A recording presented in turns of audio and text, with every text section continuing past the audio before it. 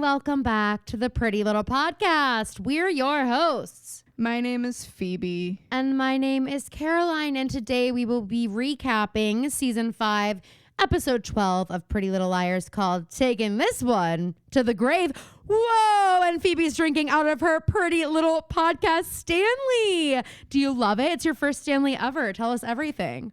It's my first Stanley, and this is my first 30 seconds of using it. Oh my God. It literally today. We are getting her real, raw reaction. Okay, first 30 seconds. Tell us how it feels. Well, it's keeping it very cold.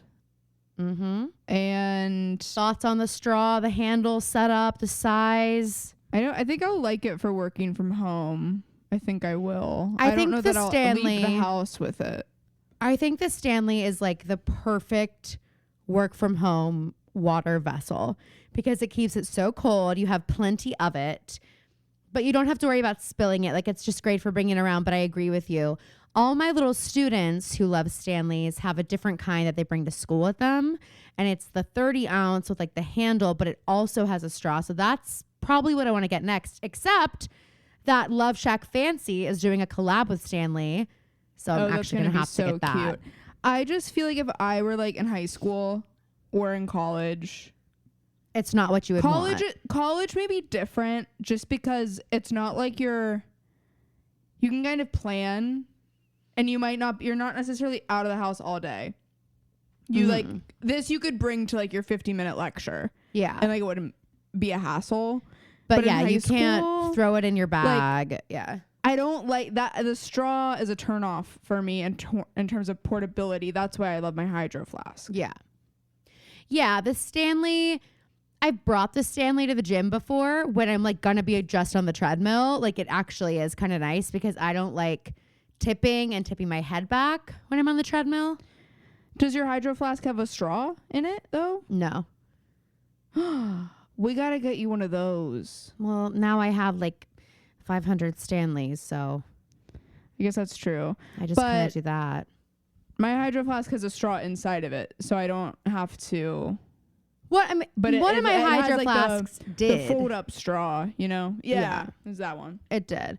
But I'm loving seeing you with the Stanley. What do you think of the colors? Guys, the reason that I'm harping on this is because maybe one of you could have the chance to have a Pretty Little Podcast Stanley, and their new summer colors as well. In fact, maybe you could have a replica of the one Phoebe's currently drinking out of. Wouldn't that be so cool? A replica. You could even have this one. No, they couldn't have that one because we're not disgusting.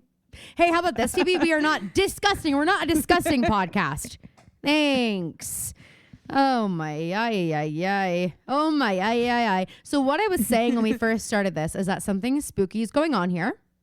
So I'm glad you're all here to kind of hear me out. So I get a text from Anthony. His phone has been doing this weird thing that he's not aware of, where I will get a text from my husband that says, check in home. Oh, yes. This is a What new is that? feature. It's a new feature, and I actually was prompted the other day to set up a check-in with you. Okay. So that Don't. I declined. Something tells me Anthony just like hit yes. Well, that's and for sure. It's supposed to, like, when you're home, it tells whoever you opt into that you're home. I did get the vibe that when you're home, it will tell people you want. Something tells me that know. you and Kelly are gonna.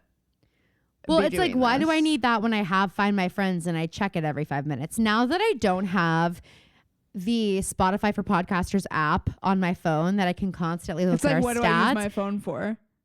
Yeah, now I don't have, it's like, what do I do? So like I check that now. So I don't really need it. But Phoebe, since you're aware of its functionality, you're especially going to think this is spooky ooky because I get a text. I'm about to log on to the Zoom. I'm all set up. I get a text, check in home from Anthony a little earlier than I expected because he's out at basketball. So I'm not expecting him until like 9 or later.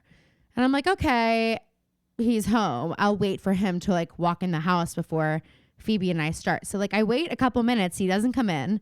I'm like, what the fuck? So I go outside. His car is not in the driveway. And I'm like, well, did he come here and then leave, like, and go somewhere? Because that's annoying because I'm waiting for him to start the podcast. So then I look at his location. He is like 30 miles away from me. So can you tell me why I got a check-in notification? Does he have any Mac devices? He has an Apple Watch. He has an iPad. I don't know if they're in the house, but if they are, they've been in the house since 4 p.m. when he left.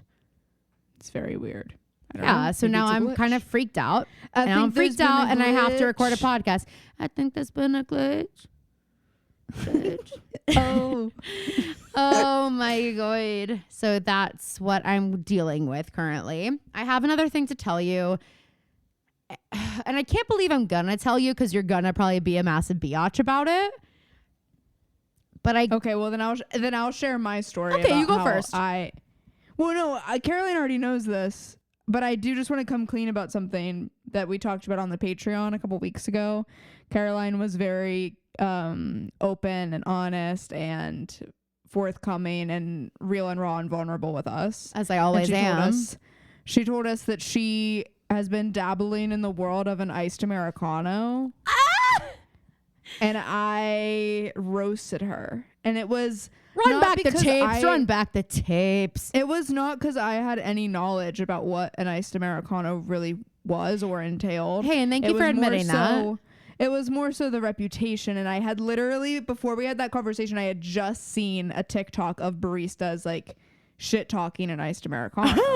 Because and what they were saying made sense to me. Like, just get an espresso or just get a coffee. And I understand from the eyes of a barista that like they really believe in the integrity of both drinks. But also, no, they don't. I was a barista some of once, and them believe do. me, Caroline, was not serious. You know for a fact that much love to the Coffee Tree Roasters, but most baristas at those establishments, Hey, don't dox me. you don't work there anymore. Oh my God. They have my information. I'm in their records. Phoebe, it's like, can you just be mindful of maybe like my privacy? I know you're not private at all and you don't care. You want people willy-nilly. Anyone can know literally anything about you. I know that. You're an open book. You're always saying it. But I'm not. But nobody, the baristas that I'm talking about, The real do care deal. about the The big guns at Starbucks. no, especially not them. I know. The people, Caroline was exactly, and Caroline wasn't that. Caroline was not that. Thank you. So her personal testimony here is null. Hey, and also no shade to anyone who is a barista. I also No, here's not at all. Here's one thing I will say, because as a thespian, you can imagine many of my friends have been baristas at multiple points in their lives. And so one thing I want to say though is that it's very easy when you're in that environment to sort of adopt the mentality of like, this is my life's work to roast the perfect coffee bean and to serve you the perfect cup of joe. Like, I see how when you're in that environment, you're like, maybe I should dye my hair blue and get tattoos and start using a lemon as deodorant. Like, maybe I should. Maybe that's what it's like to be a coffee connoisseur. I get it. But then it's like some of us phase out, some of us don't.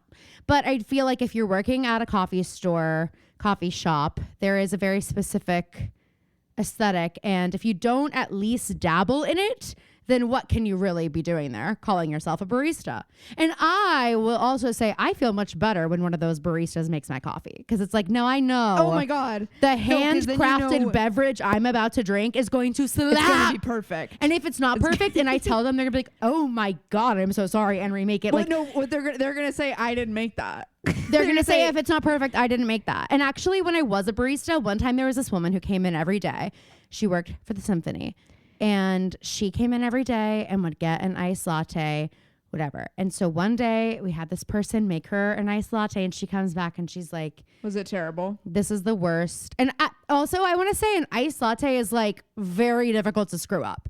It is literally like 1 to 2 to 3, I guess, shots of espresso and milk and ice. So it shouldn't be like bad ever, really, if you can just handle that.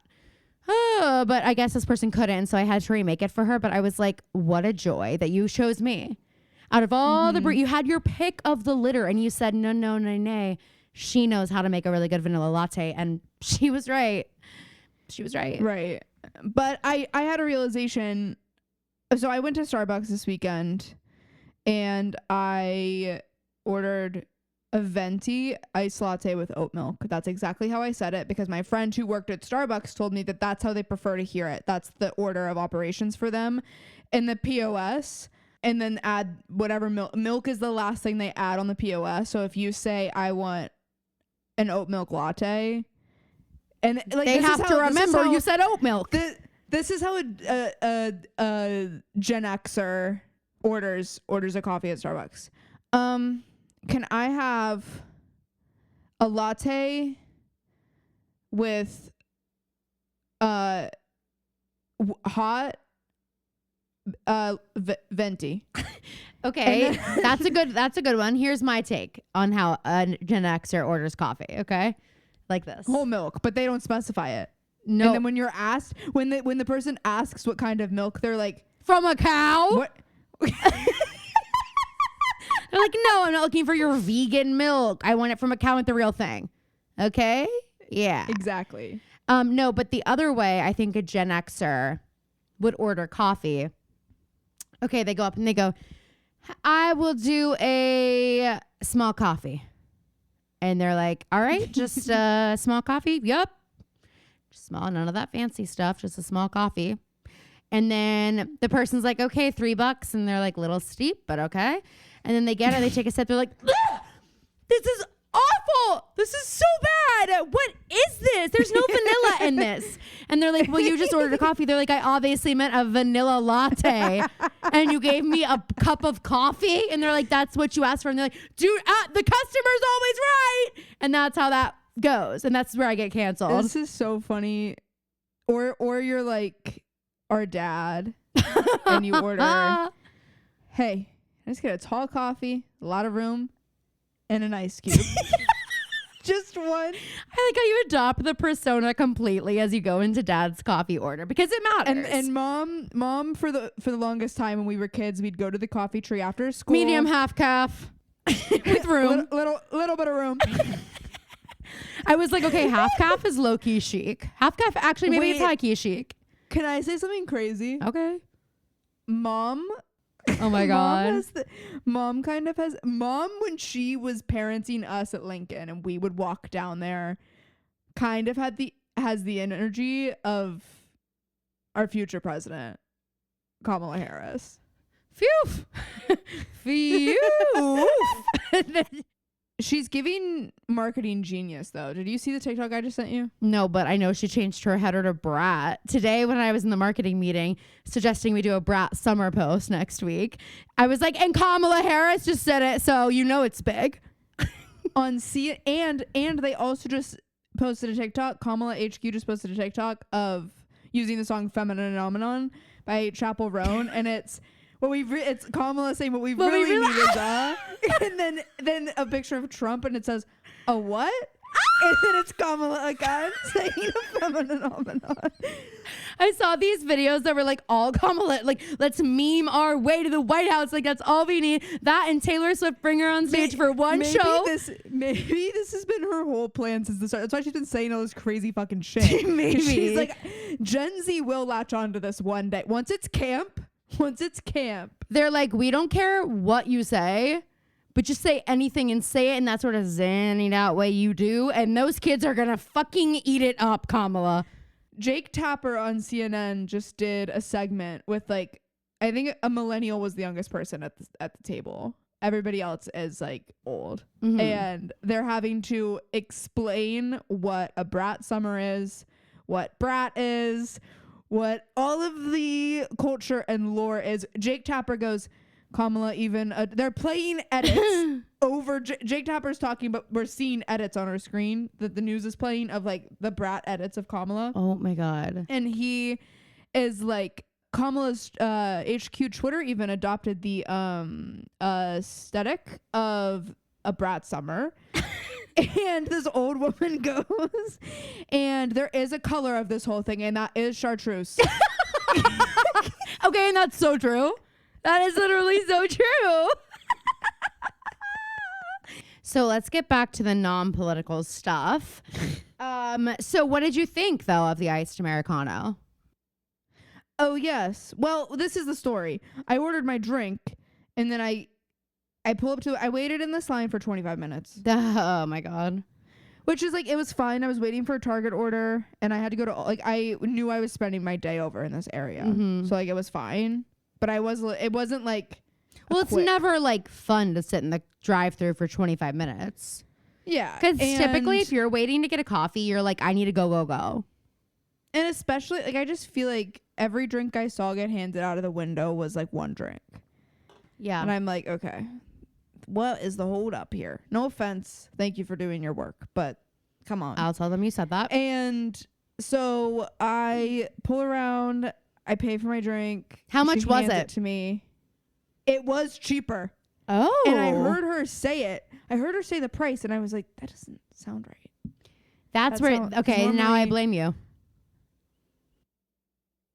No, hey, I think she misheard me.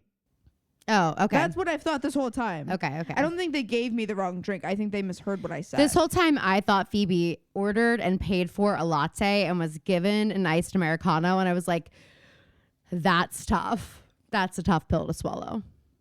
Well, I did order, But you didn't An pay iced for one, and that Americano. helps. but I thought No. I did. Oh. She scanned Did everyone my hear phone that? and she said, Did everyone hear "Stop." that? No, What? you just said I did order an iced Americano. No, No, you just said that. No, that's not what I Yes, you meant, and did. you know it. I don't know. I don't know, and neither did that I- barista. And now I know how it happened. And now I know exactly how this happened. Anyway, Phoebe just asked for it. Regardless, my allies in the listening audience know that what I meant. Okay. And I get handed the drink, and I had a moment where I was gonna say something, and then I like my heart jumped out of my chest, and my brain had to be like, whoa. My brain was What getting are ready you to drive thinking? away. My brain was getting ready to drive away, and my heart was like, but this isn't what we wanted. And the brain was like, but it's Um, what we got. And then you just kept going. Exactly.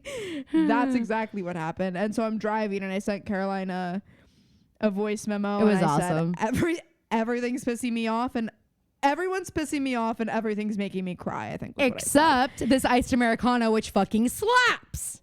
And I didn't look to see what it was.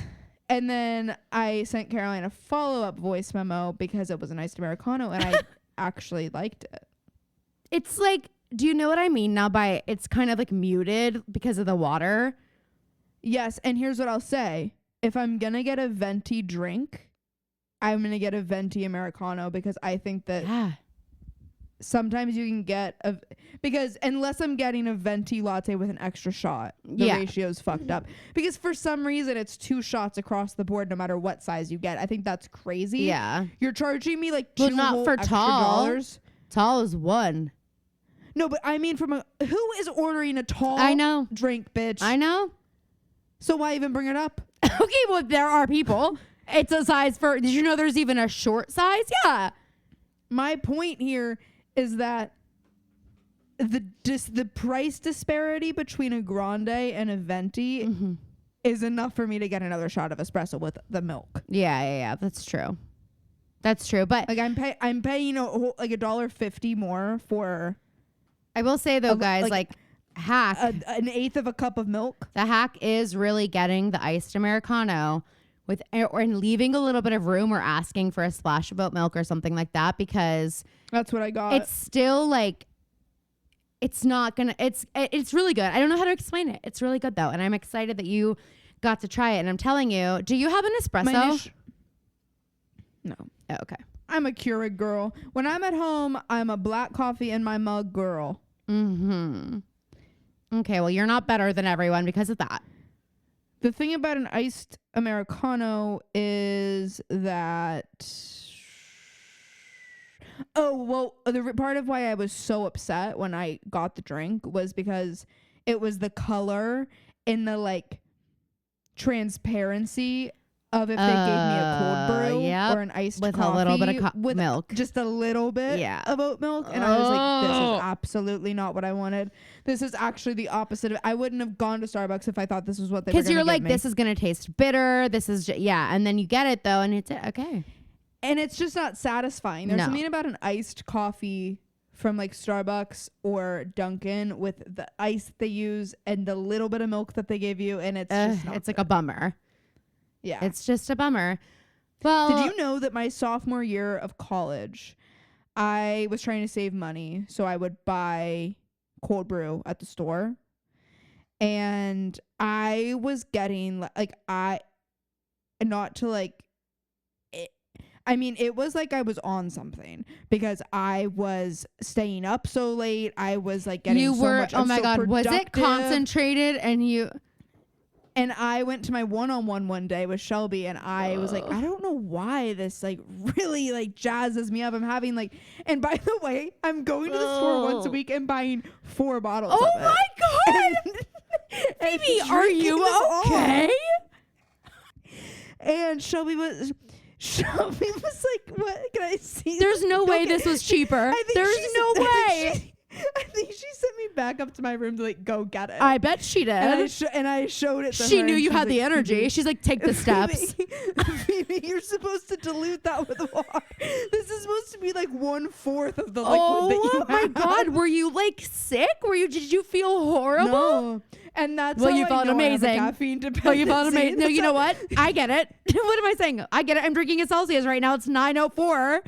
It was actually probably the most productive I've ever been. Maybe I should try it again. Dude, welcome to my life. I was like, what's this people are saying about sleep when I was in college? I was like, did you guys know you don't have to? You can just keep drinking this shit. You can stay up all night and you don't have to stop working. You guys are all like, I have so much work during the day. It's like, what were you doing all night? You know, that's how I felt. And I am lucky enough to be going into my 30th year still operating that way, which I love for me. Right. Can we talk about Seek treatment for a second? Because Yeah. I listened to, I don't know if it's their most recent at this point, but it was like the was the Witches of the guest? West Side or something. It was just them, which I love when they yeah. just do 2 weeks ago. that. Okay, yeah. And they talked about a couple things that I wanted to discuss. The first is a cold plunge. And I have to say something crazy.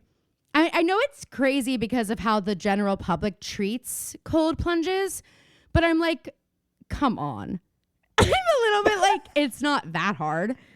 Like, you guys are acting like you're like jumping Guys, into the guys, middle of a guys. volcano. Like, it's Hey ice. guys. When I'm home in a week and a half, Caroline and I are going to do cold plunges and live stream it. Oh my And we'll God. see how Caroline feels. I'm We'll fully see how clothed, Caroline though. I'm feels saying fully after. clothed. I will literally feel fine, and I know I will. Have you done one? But what? No, because I know I wouldn't be fine. No, No, you would be fine because it's nothing. I have no desire. Do you like taking cold showers? No, and I didn't say I would love it and like it and want to do it all the time, but I'm like, we're acting like we're jumping into hot Caroline, lava. Do you know how cold they are? No. As cold as the They're like- Titanic water. I'm only in there for 1 minute. I can handle that. I just am like, Actually, I think that I would rather be in it for longer than be in it for just a minute because your body would reach equilibrium with the water. I just feel like my body's going to do that quick. Like, I've jumped in plenty of cold pools. And all you have to do is put your head under and you're fine. Hey, Caroline, why didn't you just lead with that? You've basically done a cold plunge if you've jumped in a cold pool I've literally before. jumped into a bunch A of cold cold- pools. A cold pool. I've even been in the se- Pacific 67 Ocean. degrees. The Pacific Ocean's really cold. I've been in there.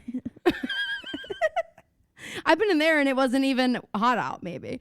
So I'm just saying that like everyone's like, look at me, I can do a cold plunge. And I'm like, and so can everyone else if they want to. I mean, that's a good point. Okay. That's the best point you've made. Thank in you. this Well, not discussion. ever. Okay, in this discussion, sure. Not ever, though, because I make good points all the time. So that was the first thing I wanted to say. Shocked by your response. I thought you were going to be like, yeah, I've been waiting for you to say that. I've been waiting for you to say it so we could talk about it. What's the deal with cold plunges? Well, no, I've never done one. And again, neither have I. but I just kind of know about them. Anyway. Okay, the next thing I have on the list is this. And this was sparked by when I saw Britney Spears' Instagram and how she posted, you know, a thing of cheese, like vegan cheese, and wrote like, I'm getting fucked tonight, or like something crazy like that. Not crazy, just different. And then I was like, okay, well, sure, you know what? one of the main reasons I love social media is like I get to just have the privilege of going to the comment section and seeing people explain this to me, or seeing people like say what I'm thinking, and then we can all just kind of like revel in our communal confusion. And then I remembered that Britney Spears has all her comments turned off. And what I want to say is that if you are turning off your comments on a post that is very obviously a riddle, that's diabolical. How am I supposed to look for clues? I saw that in the note and I was like, what could she possibly What be talking else about? is that if not a riddle to be solved? Okay. And I feel like that's about a lot. Like, I know you're going through something. I'm not talking about Britney anymore. I'm talking about like all these celebs who turn off their comments because it's safer for them. It's like, I know, but what if I need to get to the bottom of something and the only place to do that is in your comment section? It's like I mean, that's a fair point. when someone posts something on TikTok and it's like, I need to see what the girls are saying, and there's nothing in the comments. And if it has this many likes, I need to know why we're all liking it, because sometimes it's not clear. Sometimes I'm like, are we, lifting this person up and celebrating them, or are we being mean? Like, I don't know. And the comments would clue me in real quick. And this showing up on my For You page makes me think that the people who brought it here weren't being nice, I'm going to say. And most of the time on TikTok, I realize I'm really not as mean as I think I am. No. Because there are things that I couldn't even fathom thinking of that people are fully typing out, rereading, and hitting send on. Oh, it's so cute that you think they're rereading it. They're typing it out in their sleep because it's so second nature to them to spew vitriol that they just like can do it truly with their eyes closed. I walked in on Lily fake sleeping today, and I'm like, we're still doing this? I walk in on her and all the lights are on in the playroom. I need to throw something away. I It's her knock. favorite thing to do. I knock. No answer. I'm like, okay, well, I'm coming in. When were we ever allowed to nap? I know. I ask myself that every day because I used to be in college like, oh, I shouldn't be doing this. And it was actually me going to bed at like still midnight. feel like I'm going to get in It's trouble like me for going to napping. sleep for the night. And I was like, oh my God, if mom finds out. Like, that's how much napping was not a thing. Except for our dad. Our dad, who is famously the world's best napper. Obsessed with napping. I mean, but the truth is it's a gift because I hate napping because I wake up and I'm like completely feel so much uncooperative. worse. It's a disaster. But so the light's on, I open the door. Uncooperative. Lily's draped over the armchair, like booty in the chair, legs over one side, head over. I'm like, I know you're not comfortable. In the playroom. Oh. And Yeah. I was like, hello. And she's just silent. And I was like, are you asleep? And she goes, Okay, it's like if you didn't answer the first was like, thing so and you then can I hear ask me? if you're asleep, and then you start making noises, you're not asleep. So she starts going, and I said, okay, so no. And then I just shut the door, like, what the fuck? And I go upstairs. I was like, Lily's fake sleeping. Mom's like, I saw her. I was like, okay, great. Oh my gosh. Okay. Next thing, I have two more things I want to talk about. Next is the term moth people. This is hilarious. I saw somebody refer to people who are like on their phones all the time as moth people, and how Wait, that's so funny. in a movie theater we I need to thought- tell the little moth people to stay off their phones. Yes. Yes. I am with you. I'm going to talk about a movie going experience during my rotation. Oh, okay. Well, then I'm almost done with my, but I just wanted to bring up. I don't have a ton to talk about. I mean, Love Island is in my rotation too, so we can talk Yeah, about mine that then. too. Have you watched, you have one more thing. Go Yeah. ahead. Okay, this is fun. So I want to think about what would the moms have the liars in their phones as. So like in mom's phone, I am all caps, A goose. And then I think like ice is somewhere in there too. Dad is like all caps ice, hard eyes emoji. Hard eyes emoji. You're like bee boppa loo boppa, B emoji, heart emoji, like a million O's, Queen emoji. like queen, Queen yeah, emoji. like on and on. So what do you think the girls will be in their Lily's Papa Bear with a pink flower and a bear emoji. Yeah. And I don't think I have any emojis. Maybe a heart. Emily is, I think you have the little egg hatching. Oh, perfect. Great. Well, your nickname's Goose. Hey, Phoebe. I know. Hey, Phoebe. Okay. Watch it. Okay, Emily is what? Just Oh my God, that's exactly what I was going to say. Oh my God. Wayne, it's Emily, maybe a red heart. Yeah, but Pam is def M.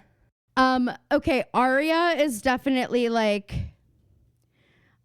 Arya with like the sparkle emoji, maybe the magic wand emoji, maybe the orb. Arya kind of gives me like her. Arya kind of gives me like her parents call her Bear. Bear? Yeah. Why I don't know bear? what it is. I think they'd call her like Chickpea before they call her Bear. Well, I guess Chickpea would be a little touchy. Maybe they call her Robin. No, they call her Robin. And she's like, because my eyes are so blue. What color are her eyes? That's not blue. That sounds like someone being named Arya and being nicknamed Robin sounds like one of EJ Marcus's characters. It sounds like something Arya would completely do. Be like, oh, my name is Arya, but those who love me call me Robin. But by the way, the text that you wrote out for Arya was perfect. Don't worry, I'll send a video. I know. I rewrote like the don't hate me. I like made sure all the little extra vowels as her name in Philly.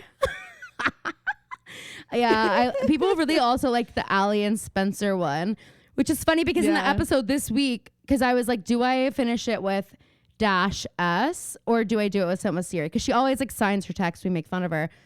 And we did Sent with Siri, which was the right call. But it was funny because on this episode, she like, spoilers, gives Toby something and engraved. It's like a message and it's signed -S. But the Allie one was like the most real ever. I was like, I'm actually triggered writing this. Because like I've gotten this text. Because you've done it? No! I've been the receiver, you bitch. We've also been the sender. Whatever. I'm sure. Well, I don't remember that. Whatever. I don't remember that. I just remember the feeling I got when I got it. Just kidding. But her not even like saying sorry, just being like, oh, my phone's broken, and like moving right on. I'm like, that's completely like, she's like, she'll get over it. Then the following text is probably like, hey, did you do the physics homework? Yeah. The next one is like, oh my God, late night. She ditches school. Hey, were you in physics today? Can you get my work? Yeah. I'm actually still at the Cons Lake house. Wait, what? Yeah. Just something. And then Hannah's like being genuinely sweet. Yes, of course. Mom's making, but the little lasagna nut. Yeah. Emily does strike me. I know Arya's flaky and Emily's got that loyalty to her, but she does strike me as a slightly flaky friend. Yes, but she's going to like tell the truth about it in a way that's going to be like, well, like I told the truth, so you can't be mad at me. Yeah, like that kind of thing. But it's like, okay, but you have practice every day. You're tired every day. I'm not going to be any fun. It's like, okay, well, I'm not going to tell you have to come. Like, I guess it's got to be fine. But like, yeah, no, I get it. Okay, Love Island USA finale was last night. How are you feeling? Let's talk about Big Brother first. Okay, I didn't finish. I'm almost done. And from Long Island, from Love Island into I know I have Nightmare, but can we reverse it today so it flows better? Oh, like you'll start with yours? I was like, Yeah. Phoebe, I don't have a Nightmare prepared, so no. Kind of tell me that. Just do Nightmare. Yeah. Do Nightmare first. Sure. Guys, this is my first Big Brother season, and I'm still. This is gonna be a surprise to Caroline because I did send her is gonna be a surprise. Pictures and live texts of me watching the feed today, which is famously something only super fans really are doing. I'm still not like fully sold on it. You need to consider this preseason, okay? Like that's how you have to look at this because we have just only seen like after this week, you can actually make a judgment on how you feel about it. But this week you're going to experience like all the competitions. We're aware of a twist happening. You're going to keep meeting people and someone's going to go and you're going to see how fast this game moves and like sort of it. Once someone is evicted, the way that puts things in motion like is crazy. The way that it just, yeah. So I will say the house was pretty tense today. Oh my God. Well, we're getting such incredible. I mean, here's the thing. Phoebe is low-key hooked. The first 2 episodes, she was like, these suck. And I'm like, yeah, they always suck. It's like the first episode of The Bachelor. It's just, you have to get through it. But then it's going to get better. But then this weekend, so there is a mother in the house. Her name's Angela. And it's like her dream. Like this is her favorite show. But I'm also like, girlie, you better get out of there. Because if I were her family, I would be having a hard time watching her in that house. Just unravel. I was someone in the chat. Oh, in the chat. In the chat. What chat, Fee? I actually don't know what chat you mean. Are you in a special Big Brother group? The chat that's connected to the live stream. Okay, which I've never participated in, just so you all know. No, but I Phoebe, wasn't participating. I was not. Yeah, right. I guess we'll never know. I was reading, and people were like, Angela finally got some sleep, Oh. and now she's like Being normal. but she's still like everybody though. You can't act normal in that house. They're charging ahead with gameplay. Yeah, they are. Well, I think honestly, Angela coming down the steps, if you're not watching, the head of household basically came down the steps and like chewed out the entire room of people, but really directed at Crazy Eyes Matt. And it was so funny because she says this line. Your crazy eyes. I send this video to Phoebe and I FaceTime her so I can watch her because I'm like, listen, I know you're not feeling good, but you're going to watch this and you're going to be like, oh, wait, is this incredible television? And the answer is yes.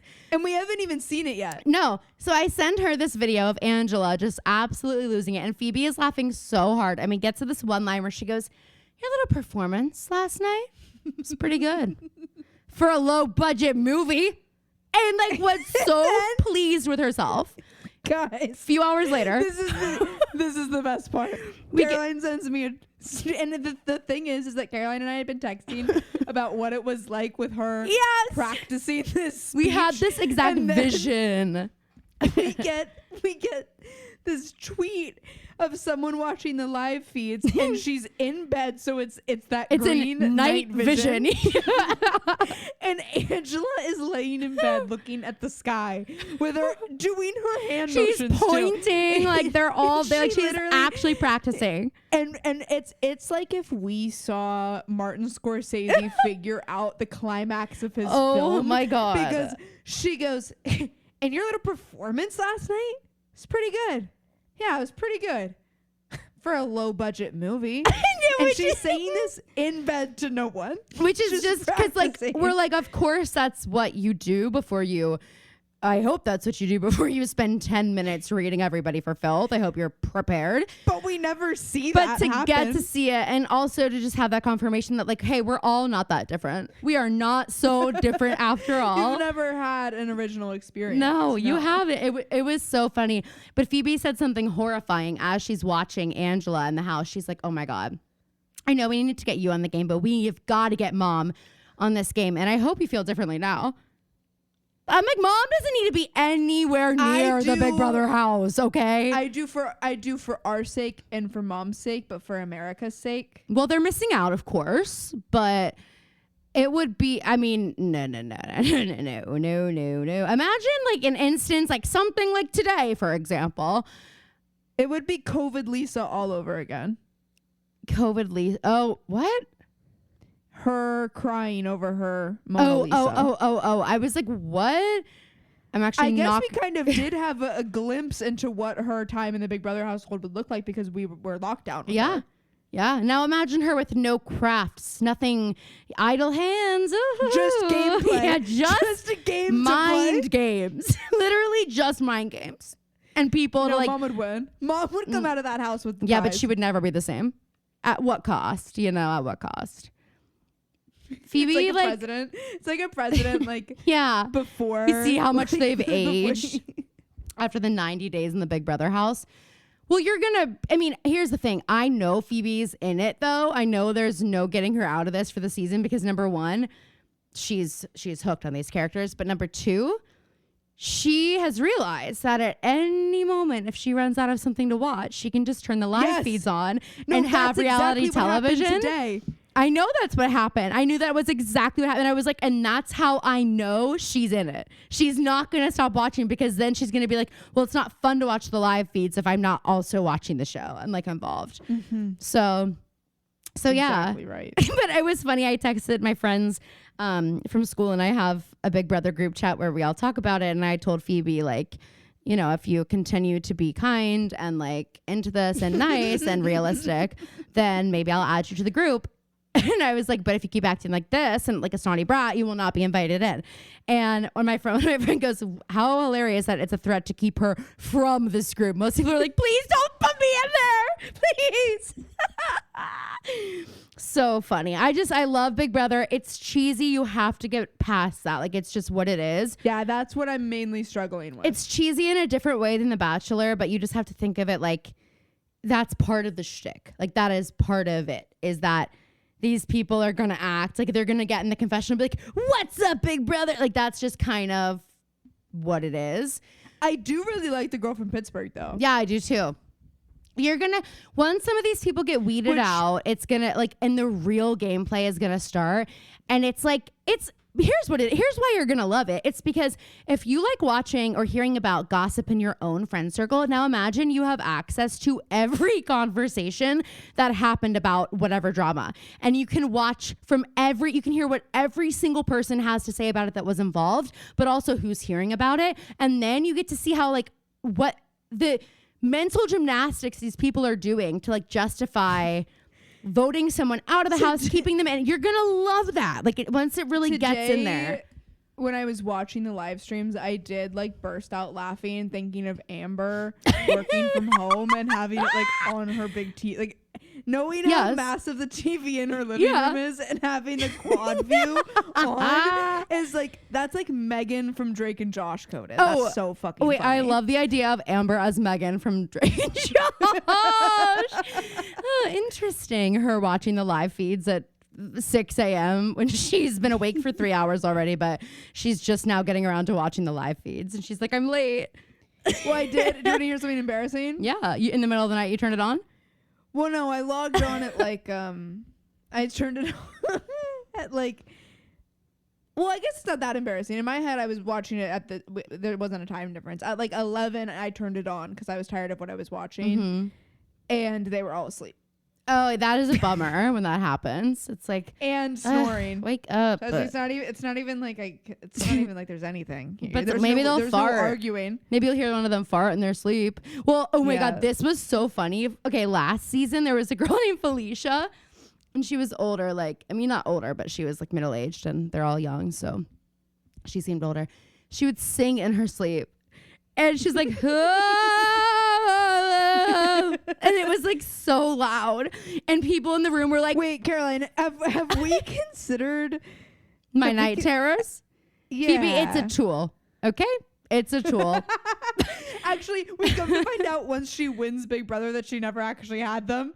They miraculously go away, and I'm like, these were given to me as a gift, as a tool to help me win Big Brother by discombobulating everyone around me. And they're like, how can she handle it? What is she going through? They're screaming like a banshee in there. None of us can sleep. None of us have slept in days. I'm like, that's a you problem.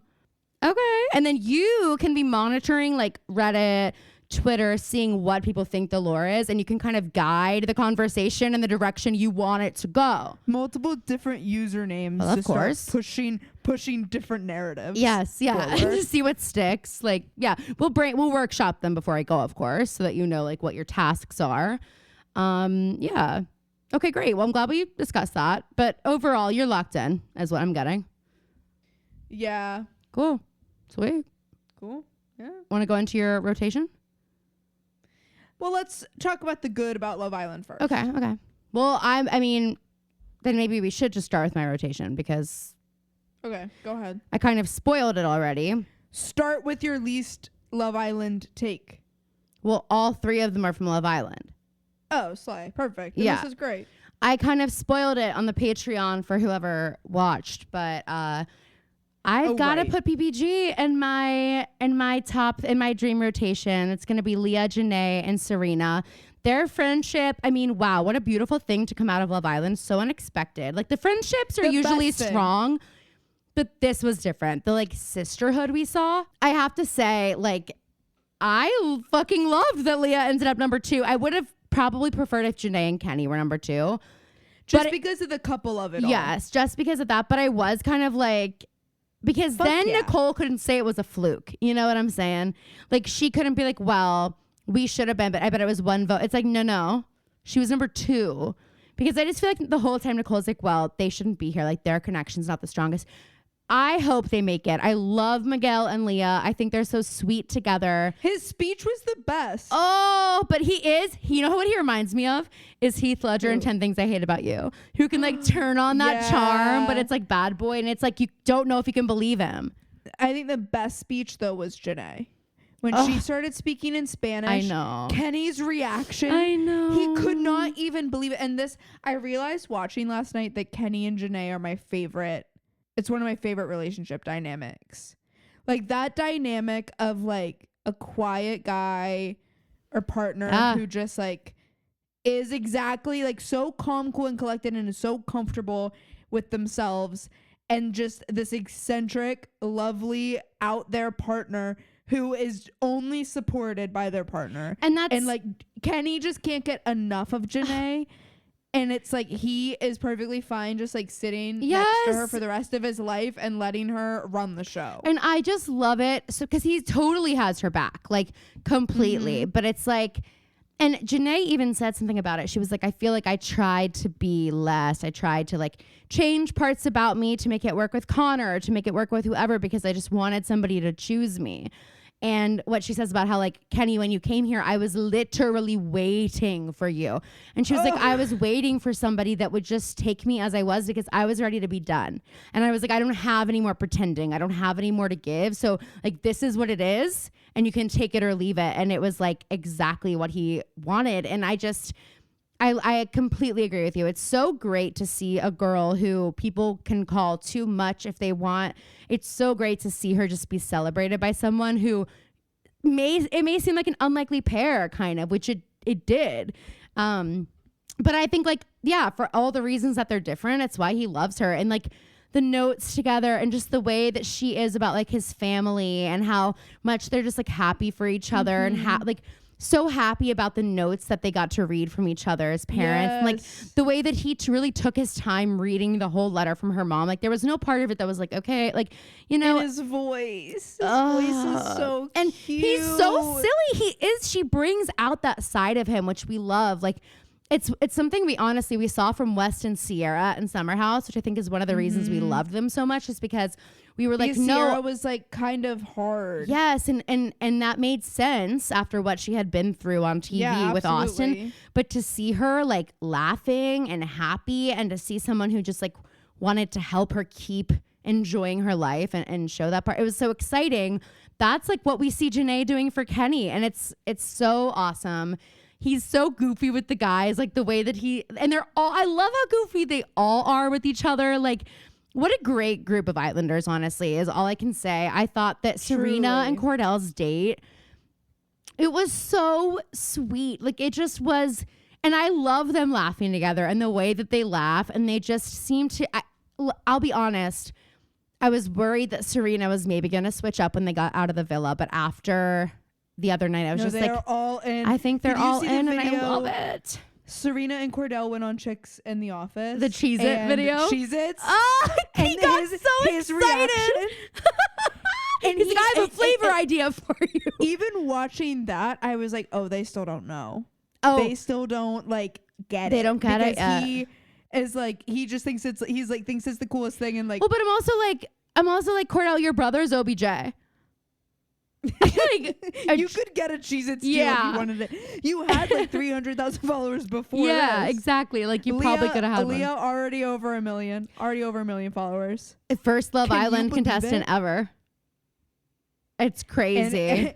And we'll get to who's pissed about that. Oh, well, and I was just going to say, should we start talking about Kayla and Aaron? So I guess it's time to switch gears. Well, don't you want to? Oh, you already went. That's your whole rotation. Yeah, that's all. Yeah. Kaylor and Aaron are both on my rotation. Which makes me sad for you, Kaylor. You didn't have to do us like this. I think it's actually like crazy that this happened. Aaron went on his Instagram. What luck? Aaron went on his Instagram, and it also, this goes to show like people that have to try for this, it doesn't work for. Yeah. Like Leah is just Leah. Exactly. And people like her. Yes. Well, and they like Kayla, her not that there's because anything- she was so herself to a fault. Like we saw bad moments, but also she was a girl's girl. She put those relationships first, it seemed like, and she still ended Yeah. up with such a strong connection. Right. I mean, Kayla honestly is a girl's girl too, and Kayla was really no, totally. really sweet But I to just- the Casa girls. And everything. So I'm like, this was really surprising, honestly. I think that in terms of like influencing though, Kayla, it seems like something that she maybe was more Interested would be more in. interested in. Yeah. And it's interesting to see it work in such different ways. Yeah. Even without this. So anyway, Aaron goes on his Instagram story and it's like, I'm doing a Q&A and there's a video and you can hear Kayla on the phone with someone in the back. And whoever she's on the phone with goes, no one's going to give a fuck about Leah in 6 months. So that means that they were talking and Kayla was like, I can't fucking believe like Leah was in second place. Can't believe she has a million Yes. followers. I can't believe like, why do they like her so much? We should All have this been stuff. in the And you- top 4, not Leah and Miguel. Like, because they definitely feel that Leah and Miguel took their spot. So, you know. When I think it was really Kendall and Logan. But then Kendall and Nicole. Who is Kendall and Logan? Who is Kendall and Logan? No, the great question. I don't know who the fuck Logan is. There was not a Logan on Love Island. That really just rolled off. Kendall and Logan. Hello. Do I know Kendall and Logan? I don't know, That's so weird. but I don't know. Investigate that later. But I just thought it was crazy that, because I also saw a video of Kayla, Aaron, and Leah like doing a shot the together. airport. Yeah. Well, this is what happened. I don't actually remember. I think that these videos were posted post the Instagram story. Oh. And I don't think Leah had seen it yet, maybe. Or do you think the shot so they were video was in- from before and they just hadn't posted it? Maybe unclear. Because they were leaving the airport. There's a video of them doing the shot in the airport, but before that they posted a video of them like, look who we found in the airport. Mm-hmm. And it's Leah. And the hotel that they're in, I think, was still in Fiji. Oh my God. I think. That's what I gathered. Yeah. But I don't know. But regardless, it's just like not a good look at all. Like I can't believe that. And especially like imagine like I'm just picturing like if this happened to Anthony and Caroline. Like if Anthony was Oh not my thinking God. Anthony was filming a video and posted it. And by the way, Well, hey, Aaron has been Phoebe. on, Aaron's been on other reality TV. Yeah. And so he had more followers than Kayla Well, but did also to I begin keep with. thinking you've been on reality TV. You're not thinking this through. You didn't think, hey, Kayla, not shut the up for a sec. brightest. Like I can't. But hey, Phoebe, this would never happen to me and Anthony because I would never be on a phone talking shit about another woman. You're right. How about you stop perpetuating the narrative that I'm a mean girl bully? Okay. I didn't mean it like it, Yeah, it right. would happen or that it has happened, but I just mean like I was picturing the fight that you two would have. Yeah. And now like because I was picturing the fight that Kayla and Aaron would be having. But I just like I also don't love like Aaron being like Aaron. Aaron being like really embracing this villain thing, and I'm like, it's so clear that Kayla hasn't watched anything. Oh my else. God, dude. I'm like stressed out for her because also the way that Liv has been like, hey, when I see you, it's on site, slimy little fucking rat. Like she's I know, literally and like saying this on Kayla- TikTok. Kayla also is giving that like I'm standing by my man, and It's like the ugliest thing you can do. Hey everyone, It's just- the ugliest thing you can do is stand by your man. not some Tammy Wynette shit over here.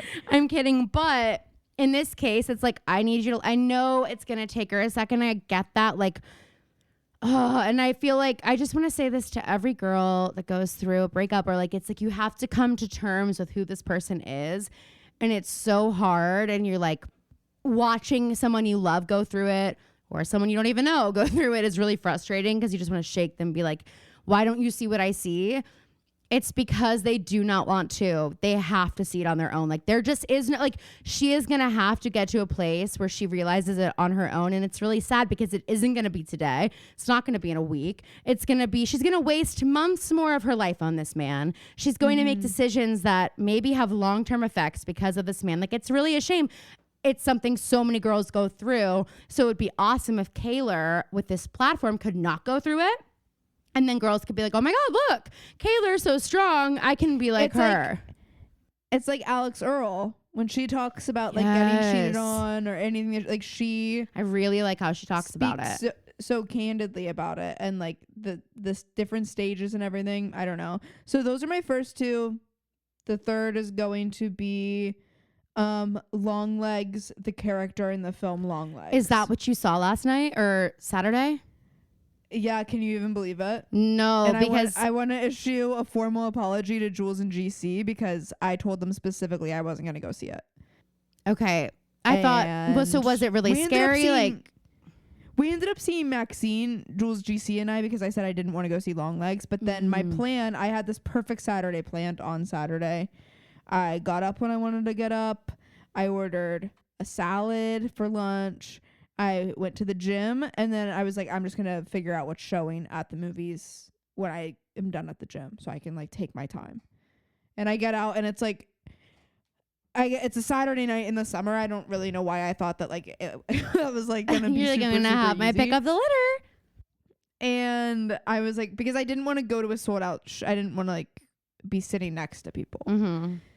So I'm looking at all these different theaters through all these different movies, and I'm like, okay, I guess I'm just going to have to bite the bullet and do it. Because Taylor saw it before I did, and we were talking about it at the tavern the night before. Mm-hmm. And I was like, was it like I'm reading about it now. Like I'm hearing that it's not maybe as scary as like the buildup was making it seem. And she was like, it's just, I think that the buildup is making it seem like it's a very specific kind of scary, and it's not that. Okay. It's like a slow build, and it's like Zodiac. I think that was a good comparison. I haven't seen that. It's more of like it's like a detectives, like mystery, but then there's like this other element that is like super unsettling, and it is scary. Don't get me wrong. And Nicolas Cage is fucking terrifying. Really? Like his makeup is scary, and like literally the first scene, there aren't really any jump scares in the movie, but there's like this cut before we actually get to see Nicolas Cage's face until like the later on in the movie where he like leans down and you just like it like snaps. I really enjoyed it, if I'm being honest, which is was crazy, it scary? People did leave. Yeah, I mean it wasn't like I didn't feel scared walking to my car in the dark. I didn't feel scared coming home to an empty apartment. Like it wasn't that kind of scary. So it's like, which is what, is it like something that could actually happen or no? No, but it feels real. Okay. Could I see There's it? Yeah. Okay. There's like satanic stuff in it, you know. I do kind of hate that, but those lines. But I thought it was very aesthetically pleasing is the wrong word because it was horror, so it wasn't like pleasing. But I enjoyed the cinematography of it. Like I really liked a lot of that, and I don't know. It was the first. I've realized that actually what I liked about it was that I was going to a theater and seeing an original idea. Like I was seeing something that I don't know anything about, and it's like it wasn't a sequel, and like that's why I also like I love the T West Maxine Pearl X movies because they're new. It's like it's like it's not a remake, and it's not it's like I'm excited to see Twisters, but it's like that movie's already been made. Well, I'm not, like, and let's be clear, I'm not seeing Twisters because it's going to be a good movie. I'm seeing Twisters because of the freaking eye candy. Okay. Glenn Powell. Oh my God. The way that he's just won over America is crazy. That video of him at the Luke Combs concert. This is what I need. I need a rom-com, a new rom-com with Daisy Edgar Jones and Glenn Powell playing completely different characters. I need them to play I need Glenn Powell to play Chad Radwell 2.0. Yes. And I need Daisy Edgar Jones to play like a co-ed. And I need them to be like paired up in class, and she's smart and he's a fucking idiot. And he's like, why don't you just come to this party on Saturday? And she goes and she has to watch him do that. And watching him do that and then take her beer out of her hands and finish hers and then throw it into the audience. I was bored. I saw, just continuing on like lovable Glenn Powell things. I saw this picture of like his whole family, and it was like Glenn Powell so with cute? his whole family, and they all have the exact same big smile. And someone goes, girl, we know. Have you seen how his parents go to carpets with different signs about Glenn? No. They have these signs that they'll like carry. Just Google some of them. Oh my I can't remember God. what any of them say, but they're like so cute. Wait, that's adorable. I just love him. So like, but don't get me wrong, I'm excited to see Twisters for so many reasons, but it's just like I want a movie of the summer that's new. Yeah. And this obviously isn't what I would call the movie of the summer. And that's obviously Despicable Me 4. But it's just like I liked sitting in the theater. I wasn't bored. I didn't want to look at my phone. I didn't want to look at the time. I was literally just like so engrossed in what was happening, and like truly had no idea what was gonna happen. I didn't know anything about the movie other than like I watched the trailer, but I was still a little bit confused by it. Yeah, that's how I feel. Didn't really know what it was about. I thought it was gonna be about a spider, which is another reason I didn't want to see it. Yeah, well, that's what I thought too, and the name would suggest that. So anyone who thinks we're being freaking stupid, the name would suggest that. Apparently, the director thought that he just liked how it looked. So that's why he went with that. And he didn't think about the etymology. No. He of course he was like, and it's like got that creepy crawlerness. Yeah. Yeah, but maybe wait till it's on streaming. Maybe don't tell me what to do, and I'll do what I want. Thanks. There's a bit of a basement thing that I don't think you will like. Well, that's probably true. That's probably true because I hate basements. Just because you have a basement that's unfinished. Okay, guys, my basement's fine. Just because you have like a fucking disgusting unfinished basement, sort of. That's why I would say that. I'm just kidding. Before Phoebe gets into her recap, because she's lucky enough to get to do it. And I did have to say, when I started this episode, I was like, did I skip like a whole season? I literally was like, I just realized because I was looking at the stills for the upcoming episodes, and we are about to hit. I haven't finished this episode, so it's either this episode or next episode that is the midway point for the season. So they have a little bit of a break. So we're gonna have a major Caroline strap in. Oh my God. Okay, major I'm scared. Cliffhanger. Whoa. Okay. Cool. Yeah. I mean, well, this episode was like, it opened, and I was like, okay, we are not in Kansas anymore. We are not. So our book club officially we're recording it right now and we have one more week, but if you are listening on Thursday, this is the final week. You should be finishing up with your book Nowhere Like Home by Sarah Shepard. I've had a lot of fun doing this. I don't know about you. Yep. But it's been fun to write the posts in Reddit and see what you guys are kind of thinking. And I love when you guys give me ideas that I haven't already thought of, because that's what it's really all about, isn't it? And we did release on our Patreon a little discussion of parts 1 and 2. And I think we're going to try and do one of parts 3 and 4 as well. And it's on the Patreon for all members, including free. So anybody can go watch it. And then in August, we're doing a special episode for everybody to recap the whole book, or not recap it, discuss it. So definitely you're going to want to tune into that. But to really get the most of it, you're going to need to read the book. So make sure you've read it. If you haven't read it, or you need to get your copy, you can get it on Audible if you want, or you can also go to the link in our bio. It's on our Amazon storefront, and you can prime it and read it. It's called Nowhere Like Home by Sarah Shepard. It's really good. I'm loving it. And yeah, so that's just a little plug for our summer book club. Don't forget to join. And that was all I needed to do before your recap. So if you're ready, if you think you're freaking ready and you think we can all handle it, then let's hear it. All right, guys. The recap. All right, so the girls were gonna come clean to the Rosewood Police Department, but A said not so fast. And Hannah thinks that something must have changed for Allie, because A initially said, Allie, you can't freaking leave town. And then Allie left town. Toby's going to become a police officer, and Spencer can't even freaking believe it. Emily and Paige are going to try to like reconnect or whatever. Tanner thinks the girls were connected to Bethany Young's death, or that one of them did it. But what we find out is that Melissa saw Spencer hit someone over the head.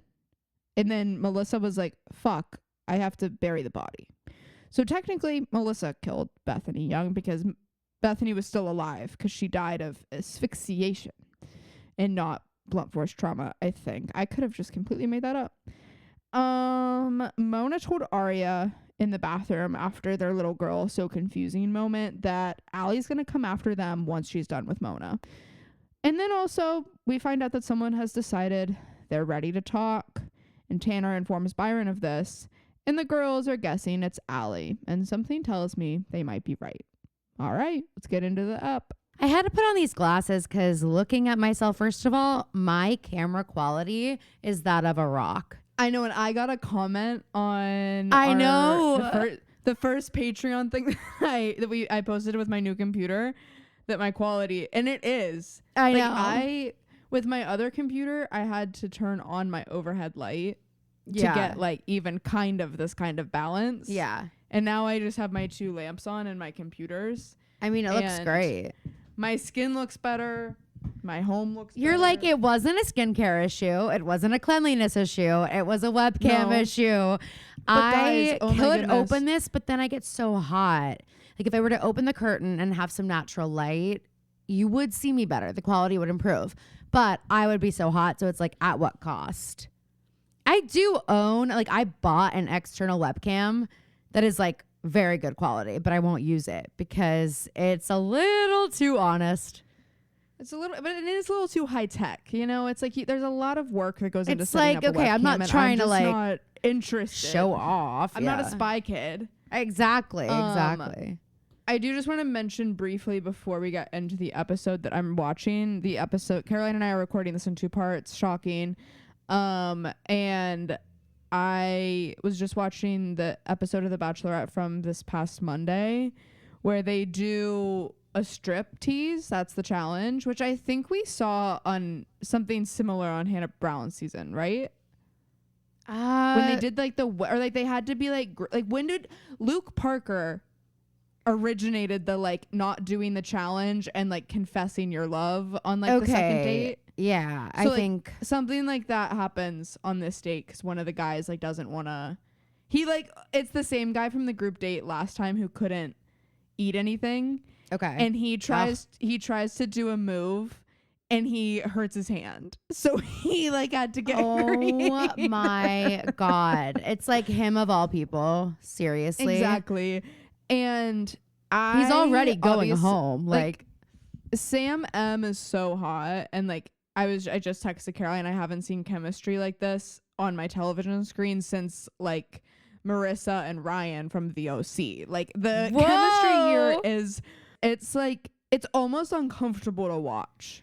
Because they are like, I know. And like when he like her demeanor and the people that are hosting this date with her could tell as soon as he got up to do the challenge that she like her entire body. Oh my God. Changed. Like Jen, you need to work on your poker face, girly. She's so attracted to him. And one of the hosts goes, you need to be careful. Because she was an Australian bachelorette. And she was like, you need to be careful with those because I ended up picking my contestant who was. It was that tension. Oh my God. Wait, what was her name? I don't remember. Lily? But it was 2 sisters. Oh.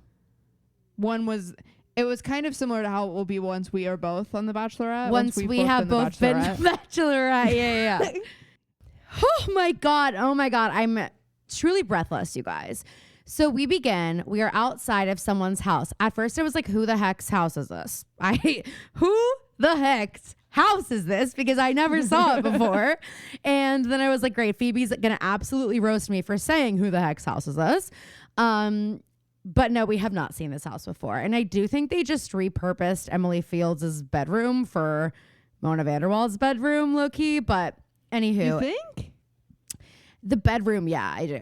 and I'll explain why. Interesting. I think they changed the layout of it, obviously, but like the entrance to Mona's room is very much giving the entrance to Emily's room. But anywho, we have the girls, Hannah, Aria, and Emily, and they are sobbing. Did you notice that, not to get ahead of ourselves, but at the end of the episode when we revisit this moment, it's a completely different setup? Okay, I did notice that because at the end we have all the partners there as well. But none of them were there in the beginning. Do you think it's because we didn't know at the start of the episode that who Paige it and Emily were was going to get back together? I think that, but also they wanted it to be very ambiguous as to who was her. You can walk through it, which is exactly why we didn't know whose the heck's house this is. Whose the heck's house was this? Exactly. Oh my God, that just made me. I just had like a visceral reaction because you want Jimmy John's so bad now. Yeah, and I have to have tuna fish. It's Diet Coke. I have to have tuna fish for lunch. Oh, I thought you meant you have to have a tuna fish Jimmy John's sandwich. Anthony was like, "Hey, babe. Hey, love of my life." Oh. Anthony was like, "Hey, sweetie pie, what do you want for lunch?" And I was like, "A sandwich." Aw. I was like, "A sandwich would kind of slap." And he was like, "From where?" And I know that he doesn't want to go to Jimmy John's. He wants to go to Jersey Mike's. I was like, I just said not La Gourmandine because their bread is a little bit too tough sometimes for me. Sometimes you really have to be. It's honestly like when someone says something's too rich for them. Yeah. I know that's typically not. You're not going to say that about a sandwich, but those sandwiches are. Like rich. Yes, they're I agree. Decadent, and you can't have them all the time. No, and so I just don't. It's not like if I want like a sandwich, it's not really like I don't want that. I want something like Jimmy John's, and that's not the same. They're not the same, so you can't. No, So then he was like, Jersey Mike's it is, and then he comes downstairs. He's like, I'm going to Jimmy John's. I was like, wait, Jimmy? I thought it was a slip of the tongue. I was like, Jimmy John's, and he was like, well, yeah, I just think you deserve it. So he just went and drove out of his way to get me my favorite lunch. Really should be a Jimmy John's closer. I know, because the thing is, their whole thing is that they're freaky fast, and it's like, how are you going to say that if you don't have a location that is you can walk freaky fast wherever I live? It's just that like even if you live over there, I don't sense that is freaky fast because it's kind of like There's in a so weird. much traffic. It's off a highway. There's a lot going on. Yeah. I think that they should put one in Bridgeville, and I'm shocked there isn't one in Bridgeville. Well, there is one in Bridgeville. It's just farther down. In Bridgeville. No. It needs to be on our side of Bridgeville by Moe's. Plaza by Moe's. Yep. That's what I was going to say. It's exactly what I was going to say. Okay, so we're outside someone's house, and these are the things that we're hearing. We're hearing, you saw all the blood in there. There's no way anyone could have lived through that. And I'm like, I'm sorry. Am I watching How to Get Away with Murder? I don't think I'm not in Kansas anymore. I am not in Rosewood anymore.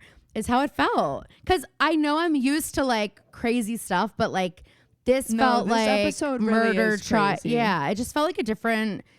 It feels like we're entering a different kind of time. Someone did comment about this, and they said you guys are about to get into the episodes. I know. They said they can't wait to see my like, reactions. I was like, I can't remember exactly, but now that this is kicking off, I'm like, oh my God, I forgot. This stretch of time in the show is fucking bonkers. It's awesome. We are really this is great television. Guys, Phoebe's scaring me. Together. Phoebe's joy is actually freaking me out. And so Ezra's there with Aria. Nope. They are not Hannah. there. It's just he's not there, right? No, yeah, he is. Ezra is there. Oh. But Emily's comforting Hannah. Well, at first I was like, is it Spencer? Because you also don't know that. Remember from the end of the episode when Ezra comes over and they have to go to Mona's together? Well, yes. Sorry, not to spoil. No, got it. So Barry comes down the stairs to ask for the girls' statements, and he's like, this is crazy. And this was just another opportunity for us to hear how bad it is up there, because Barry says, Hannah, can you come back up to the porch with us? You remember the porch of the house where like there's so much blood that someone couldn't have possibly survived it. Hannah, could you come back up to the porch and tell us what happened when you walked in? Hannah's like, can I tell you from here? I can't go back up there. Yeah. And they all get a text from A saying, it is all your fault. 36 hours earlier. And thank God we got that message, because Phoebe, I believed I skipped an episode. I was like, This is doesn't feel like it giving- just happened after what I saw last week. This is giving a Housewives episode. This is giving the episodes of Salt Lake when Jen Shaw's gets arrested. Absolutely. 36 hours earlier, you guys, Allison De Laurentiis is doing a lie detector test, which This just seems bitch- like bad news if you ask me. This bitch in this, but I will say she looks gorge later in the episode. I think this episode she looks gorge the whole time. Really, I just don't love her face outfit card at the is lie giving. detector. I don't But, either, like, but I do her like her outfit outfit- later. In the hall, the maxi. Yeah. And she honestly, she's realized something that I also have realized, that like us short girlies with short torsos, if you're going to wear like a maxi dress, your jacket over it has to be cropped. It has to be, and it'll look great because it will show your waist. Because if you wear a normal size jacket and you have a short torso, it's swallowing any waist you got. So she's figured that out too. Yeah, and good for you. And good Allie. for you, Allie. So Holbrook is watching, and Holbrook is starting to give villain vibes because Big someone walks time. in and he's like, "We should wait for Tanner," and he doesn't say a word and lets them start the lie detector He's like, test. yeah, and this is a theme, by the way. He's like, Lieutenant Butterscotch is holding me up. She keeps getting her heels stuck in butterscotch in the hallway, and basically it's slowing my team down. And we're doing this, and as she's doing it, they say that they'll know if she's telling the truth because when you tell the truth, you do it from memory, but when you tell a lie, it's your imagination. Which Right, is and we find interesting. out that Allison's middle name is Lauren. I'm also like, don't tell her Which- that before the lie detector test. This girl's crazy. This girl's diabolical. She will just start imagining true things to make it seem like she's gonna get your lie detector test all cattywampus. Okay, you don't even Yes. know. This is bad news. So we go back to Mona's house, and we're in her room, and she's listening to French music and reading a French book. And then her mom comes up and is like, "Your friends are you have visitors." And this, I know. I like hate this trope, but I also like it makes my heart hurt because her mom is like I know. so excited that Mona has like friends coming over and like wants it to go so well, and everybody but Hannah is a bitch about it. Dude, So- I know. And Hannah, I'm just like, they could never make me hate you, Hannah Marin. Like, you continue to just be the best. And She's I'm raised even right. saying it about Mona. But the thing about Mona's room is that it's also giving Tortured Poets Department. Well, yes. And Mona is giving Tortured Poets Department in many ways. Well, that's true. There's like the record player. There are lots of dolls everywhere as well. Yeah. So the yeah. liars are visiting, and her as soon as her mom like leaves the room, Mona like switches into game mode and goes, "What did she do to you?" And the liars are like, "It's not a matter of what Allie has done to us, is what is she going to do?" They're like, this is a preventative measure, Mona. And we have this iconic moment again, like work it out on the remix vibes, where they're talking about like how Allie's gonna like tell a lie on the lie detector. They don't know about the lie detector, but they're talking about Allie lying, and Spencer says a lie gets halfway around the world before the truth can get its pants on. And then Hannah says, "Did Allie say that?" And in unison, Mona and Spencer say, "No, Churchill did." And they look at each other horrified. I They're know. like, I'm like, mortified and that you're they did still that. surprised with that this is happening? Okay. But it is hilarious that Hannah's instinct is that Allie must have said that. And it was actually Winston Churchill. which, But all right. which, tracks. okay. The reason they need Mona is because they need to figure out what Allie is telling the cops, because they know Allie is not going to tell them the truth, but she's doing this lie detector test. They need to know. And we go back to the lie detector test. I feel like we keep going back and forth, but they're having her name everybody who was at the bar that night, and she does not name Spencer. Then the lie detector guy asks where she last saw Spencer, and we don't get to hear the answer. So then we go back to Mona, and they're in her room now. And Mona has a lot of these shots in this episode where Wait, she's like, Oh, wait. she's looking in a mirror, Girl, or she's looking out I the wrote that window, and down we're just too. getting a shot of her face. Why do you think 'Cause that she's like- is?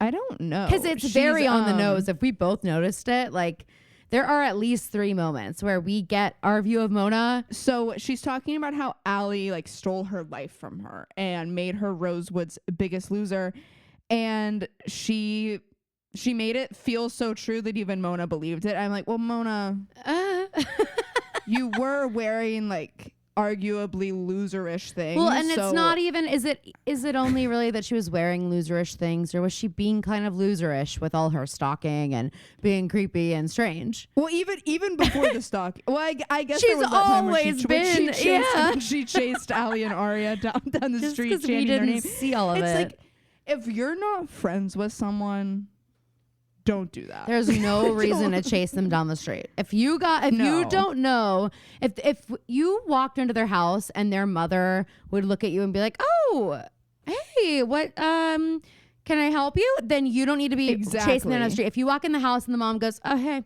then you're fine. You do whatever you want. That's what we're saying. Mona's mom brings 100%. out cookies on this like big. This is also our first hint that it's Thanksgiving time, because on the tray of cookies there's like a cornucopia kind of thing. Well, like wait. I know. The best thing is, or this isn't the best thing, but it's another one of those moments where I'm like, ugh. I know. Because before Mona's mom leaves, she's like, I'm making some cookies. Are chocolate chip cookies still your favorite, Hannah? And Hannah just like kind of nods, because Hannah's not being rude. I don't. The No. other girls are, but Hannah's like, she feels weird being back. Like it's just kind Yeah. of a weird dynamic. Which makes sense. The girl Spencer, I think, is the one who's, or no, I think it's Emily who's like, we can't stay. We have to go. She's like, and let's go. and her mom's like, no, let me pack some up. And the girl's like, don't say anything. Get ready to leave. And Spencer goes, Hannah? Han.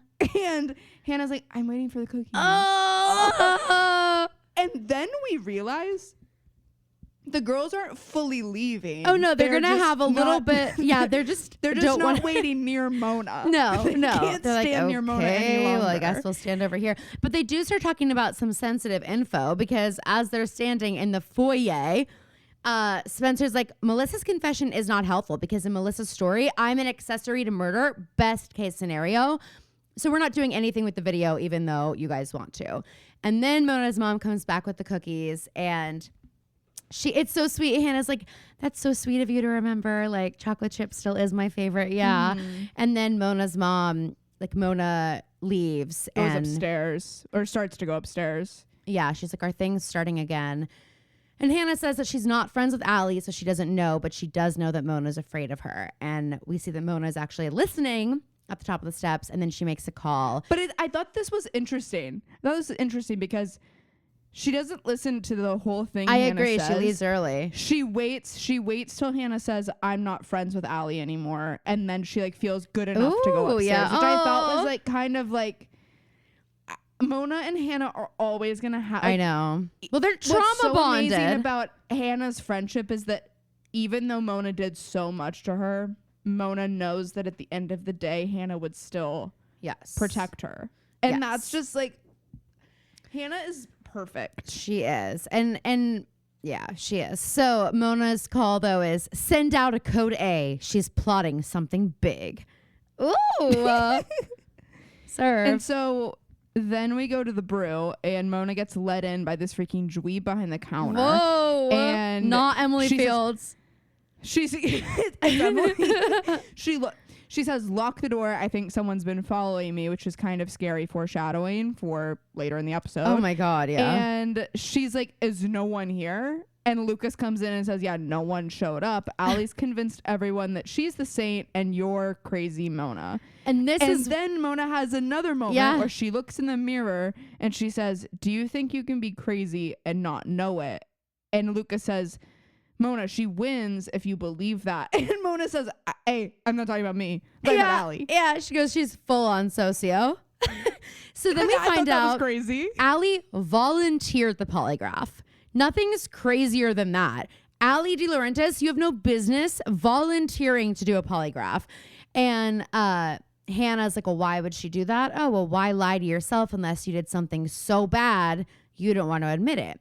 And Mona We're says, in the bathroom, by the way. Oh, It's yeah, Mona sorry. And all four girls. bathroom powwow. I mean, it's like Ezra said, lying was Allie's oxygen. Oh, ooh, yes. And Mona's like, but she's not having fun anymore because she can't play with her dolls if you don't let her, and you've all cut off her access. And Mona is convinced that Allison is A. And she says, here's why, because she chose all of you for a reason. Spencer, you're smart. Emily, you're loyal. This is so funny. Hannah, you're admiring. And Arya, you're compassionate. It's the perfect group for a sociopath to manipulate.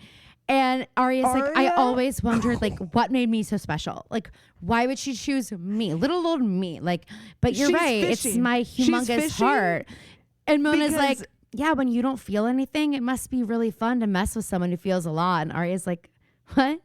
I do feel a lot. Well, huh? no, she's also like, she chose you because you care and she can't. And you see it in Arya's body. Like, she just ate a mushroom in Super Mario Brothers. Yeah.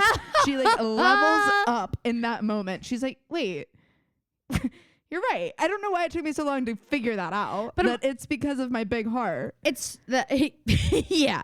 And she has another moment because they all say Alize out loud, whatever.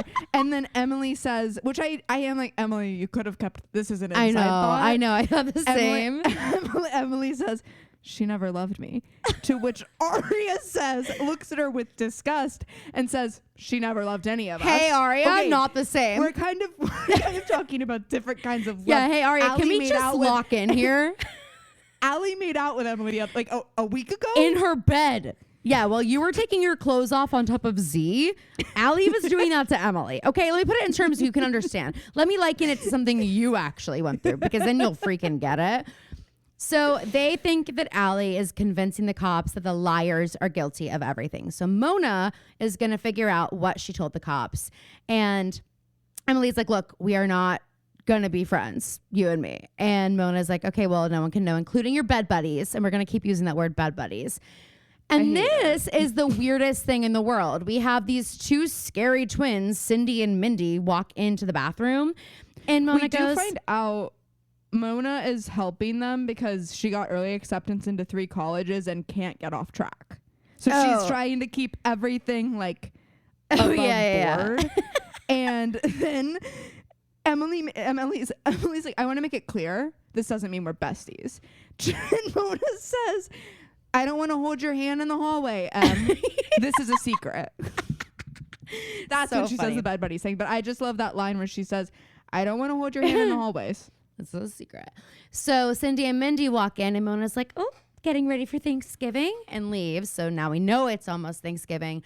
And these scary ass twins walk into the bathroom stall as all the girls leave. And as soon as they leave, the girls walk right back out.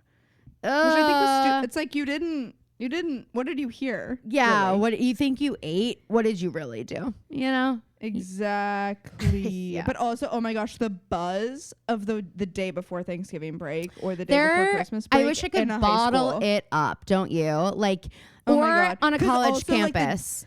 Like the teachers are feeling it too. Yes. So it's like, they're like, we're not doing a fucking... Thanksgiving is different because it'd be like 2 days. But before Christmas break, it was like a high like no other. A free for all, if you will. So then we are outside the bathroom. We're still at the school. We're at Emily's locker, and we see this happen again. This happened already with Paige and Emily. Emily drops her book, and Paige picks it up. And we have a pretty crazy interaction here. Yeah.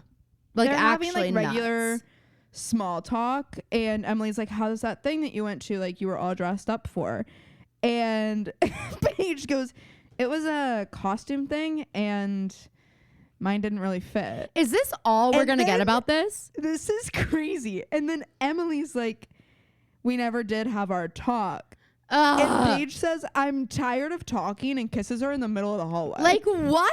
Of school. What? Hey, guys, of school. Not just the hallway. The one at school. The only one at school. The only one. Where everybody is all the time. Yeah, no, I thought it was insane. And I'm like, okay, so we're going to find out nothing else about why you were in Sandy at the end of Grease cosplay. We're not going to find out anything about why your hair is curly now. We're not going to find out anything about like you guys are like, you're just like going to be kissing now. And that's cool. And we all feel comfortable doing that. Okay, that's weird. Mona's mom is at the school. I think she's rightfully freaked out because of what Hannah told her. And she runs into Mona, who did not know her mom was going to be at the school. So her mom just kind of Right. lies about why she's there. And then we see Allison at the end of the hall surrounded by a posse of, This is to be where- frank, losers. Allie looks gorgeous. Gorgina. I mean, like and Sasha Peterson's acting in this Yes. the whole episode. Just well, because she's I back think to her roots, back to her mean girl, Allison De Laurentiis roots, which is where she is at her most powerful. And this one's for the mean girls, you know. This one's for all the mean, like me and Phoebe. And then Allie is looking at Mona taunting her from the end of the hallway. Mona's probably had this dream before where like she's alone in a hallway on one end and Allie's surrounded by her clique. Almost And definitely. it's just like making fun of her. And then Allie's called to Principal Hackett's office and walks by Mona and like scoffs at her before The she passes meanest her. look you can imagine. So we go to Z's apartment and Arya's there. They're getting ready for Thanksgiving and Ezra will be making his grandma's pumpkin pie recipe. And it's his first Thanksgiving with the Montgomerys and Arya is like not making him feel better about it literally at all. She's like, they're not going to have time to judge your baking. They're going to be too busy judging you. Okay, Arya, you've been dating him for like 4 years now. Literally. Oh my God. So, and he's like, you're kind of making me feel like I'm going to be like a used car. Are they going to kick my tires and check under my hood? She's like, pretty And Arya's much. like, maybe. Yeah. But I'm also like, Ezra, what do you expect? You're I going know. to her full family Thanksgiving and you're almost 30 years old and she's in high school. Yeah, hey, vibes are going to be a little off, Z. You're lucky that you got the invite. Yeah. Choose your blessings. I don't know. Then we go to Cringiest the Hastings scene we've Castle. ever had. Oh my God, I almost want to skip through it. Spencer's looking at a scrapbook of like everything. She finds a picture that Allie put in there with her handwriting on it. And then we hear the unmistakable voice of Toby Kavanaugh. And he says, put your hands behind your head and turn around. And she only turns around and we see Toby, looking the hottest he's ever looked. Phoebe loves a man in uniform. Well, I'm just saying that uniform fits him really well and his hair looks great. So then that's kind of what I mean. Okay. And so Spencer doesn't put her hands behind her head, and Toby's like, I told you to put your hands behind said. your head. And she says, I have trouble with authority. Which is like, Okay. okay, there have never been truer words spoken. I by mean, Spencer yeah, no, Hastings. so real. And so they go through whatever that whole thing is. She's like, you're going to have to teach me like what you freaking learn. And they make out. And then we learn that his ceremony, like his induction ceremony is tonight. And she's going to be going, but she did get him a gift that I referenced in the beginning of the episode. It is a compass, which I wasn't really getting, but it says it's engraved with, you are my once upon a time hyphen That is not S. That is not giving Spencer to me. At all. I'm like, in what world is a compass part of your lore? And To two, me- the fairy tale kind of thing. Yes. But I was like, To yeah, you me, can't say it's happily giving- ever after because you know you got your eyes on freaking Caleb. It's giving Spencer was like talking to Arya. She's like, I need to get him a gift. And Arya's like, hey, I know you're really stressed about all this stuff. Just let me handle I it. just have this I laying will go- around. I'll get it engraved. It's an antique, And of don't worry, course. don't worry, I'll pick the quote. It'll be perfect. It'll be so Yeah. you. It will be literally so you. Literally, you don't even have to look at it before you give it to him, and like you can just trust that because we're like the same anyways. Because we're I'm so Sparia. in your head. We're Sparia. Come on, we are Sparia. And then a So handshake. we go to the and then they do a handshake. We go to the Rosewood Police Department and Lucas walks in Dude. and asks Barry for an application to the high school liaison program. And Barry's like, absolutely, let me go get you an application. And he texts Mona, go, period. Mona loves creating codes for her minions because later, oh my God, it was making me laugh. Mona and It Hannah was. having to speak in code was It's so me. funny. I mean, it's H. It's so funny. Hannah's like, this is so fucking H, stupid. Use your codes. H, use your codes. So After she's already funny. said the thing that I Mona needs to know. I know. Hey, we're working. If we're gonna keep working together, I need to know you're gonna use your codes, okay? But like, I'm sorry. So- how are we still this fucking stupid and dense in the Rosewood Police Department that we're just still leaving high schoolers, creepy, crawly little high schoolers in our office alone with the unlocked sorry, but computer? There are other workers in the room watching Lucas fully sit behind Barry's desk. It's Anyway, crazy. Mona's in the bathroom of the police department ready to hack into Barry's computer, and she's able to like download everything. At first she struggles, his but whole then thing, then she gets it. She gets all the info. So then we go to an alternate universe. We go to the Fields house. This also, I'm like, Emily, this is not you. Emily, wake up. This is not you. Suddenly, Emily has a personality we've never seen before. It's been 4 years of us knowing these girls, and we've never heard anything about Emily loving Christmas. But don't get it twisted. This girl loves Christmas. And you'll know because she'll be the girl wearing the shirt that says this girl loves Christmas with fingers pointing to herself. And she's decorating her whole house, the outside, whatever, for Christmas with the girls. And Hannah walks up to Emily and goes, when Mona said to act normal, I don't think she meant decorate your house. And Emily's like, I would be doing this anyway. I freaking love Christmas. Read the shirt. I'm loving Hannah's fashion, though. I think she looks great. Interesting. You hate it? I think she looks great. Top up I like, but I don't like her shorts and like tights or shorts and like whatever the fuck those I'm things loving are called. it. Stirrups. I'm loving it. They're not for me. I think she looks fabulous. They're just like setting up, and Caleb and Hannah are trying to put the lights together, and Emily's like, try the red ones because the lights aren't working. Try the red ones. Those ones always work. They do it. And we see Emily watching to make sure that this happens. And then when it does happen, she nods to herself and she goes, all right, well, deck the halls and fa la la la la. And then she's like, where's Jesus? Where is Jesus? The Jesus is missing from the nativity. Here. Yeah, don't worry. Paige has got it though. So then we get... Mona calls Hannah and whatever. So the girls are now at Spencer's. We're listening to Allie's tape. Mona got it. And I'm just like, why is Allie answering so cryptically? Like, she's such a little bitch. They're like, so why wasn't Spencer there? And Allie's like, great question. Like, she says things like that. And they're like, okay, so was it like your... Or Allie goes, well, it was my fault that she wasn't there because I pushed her to that place. And they're like, did you know she had an amphetamine addiction? This is a game to Allie because this is like, she's literally like speaking in riddles and getting a high off of it. 100%. She says she did know about the addiction, but only because Spencer dropped her pills that night. And then they ask, was Spencer desperate? And Allie says, well, she was emotional and I promised her that I wouldn't say anything. And so the police are basically weaving this story that like Spencer was so indebted to Allison because Allison knew about her drug problem that she would have done anything to keep her quiet, including maybe killing Bethany Young. And everybody's just like, once they stop watching the videos. Well, the final thing though in the video that we do to say is that Allie says, they're like, do you want to add anything? And she says, I didn't have anything to do with Bethany Young's murder. And the thing is, I'm like, I don't even really feel like that's why you were being questioned. Yeah, like you just said that out of nowhere, and now we think there's something to do with Bethany Young, but before that, we really weren't like going there. So then we go to the De Laurentiis house, and Hottie Holbrook rolls up, and he strike says the words, I really shouldn't be here without Lieutenant Tanner. Then maybe you should turn around and walk the fuck out, Holbrook. Hey, if you have to say out loud, I really shouldn't be here, you probably shouldn't be. But Allie's like, okay, those are the magic words. Let's sit. She's like, anything you can say to me, you can say in front of my peeps. And he's like, I have something important to tell you, but we don't get to hear what that is. And then it's kind of like someone's watching through the window, but we don't get any more information on that. Back to Mona and the girls at Spencer's house. And they're basically like, the girls are thinking about this. And I mean, the girls minus Spencer. I think Spencer's already like packing up her things and ready to get out of town.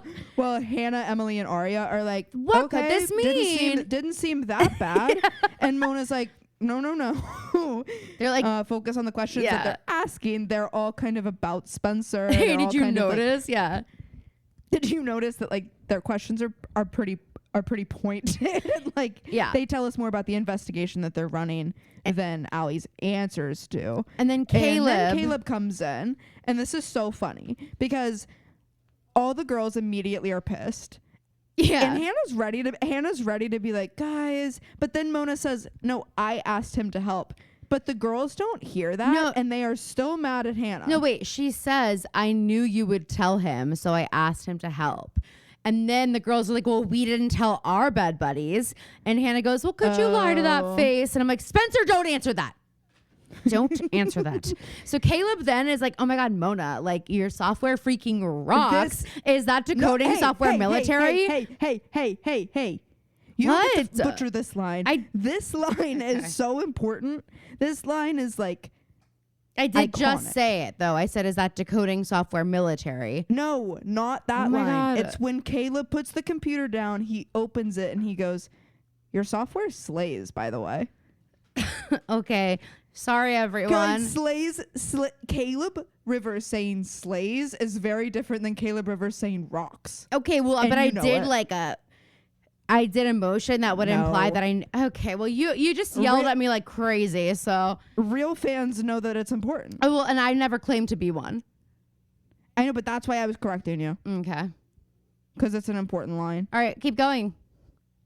And yes, he says the thing about military. Is it a military software? And Mona says, you don't want to know. And Caleb found an affidavit that is saying that Allie is no longer a person of interest. And this was being sent from Holbrook to the DA. And it goes on to say that there are hospital records that they uncovered that support their day one theory that Spencer Hastings murdered Bethany Young to gain favor with the group's leader, Allison De Laurentiis. That was crazy. The theory they have been building since day one. Whoa. If I'm Spencer, or frankly, if I'm any of them, I had this realization in this episode of them, like trying to uncover all of this stuff. I'm like, sorry, I don't want to know this stuff before I can do anything about it. Because Spencer can't even really protect herself from this because they shouldn't know that there is an affidavit. Yeah. They shouldn't know that, like, Spencer can't do anything until she but they do. Is actually a... Yeah. They have no problem still doing it. They're like, okay, well... I think it's crazy. Spencer's like, well, I know that they only submit an affidavit so they can get an arrest warrant, and it's going to be for me.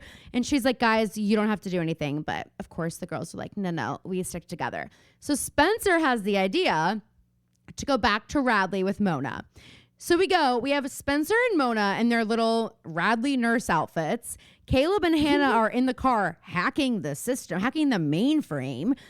And Spencer gets a text from Toei. It's like, all right, like, let's go. And we do have this ceremony tonight, which is probably not going to happen. Spencer. I know. I was serious? too. But Mona, she's like, Mona, I can't miss this ceremony. And Mona goes, okay, then let's HTHU. Hurry the hell up. How fucking funny is that? Okay, then let's hurry the hell up. Then we get Emily calling Paige to cancel plans exactly the way I said she would in the social thing I just made. Also, I do want to say, Mona is fully walking around Radley in the nursing costume, but with a headpiece on. I thought the same thing. I was like, okay, a little bit obvious. We're at the Fields house.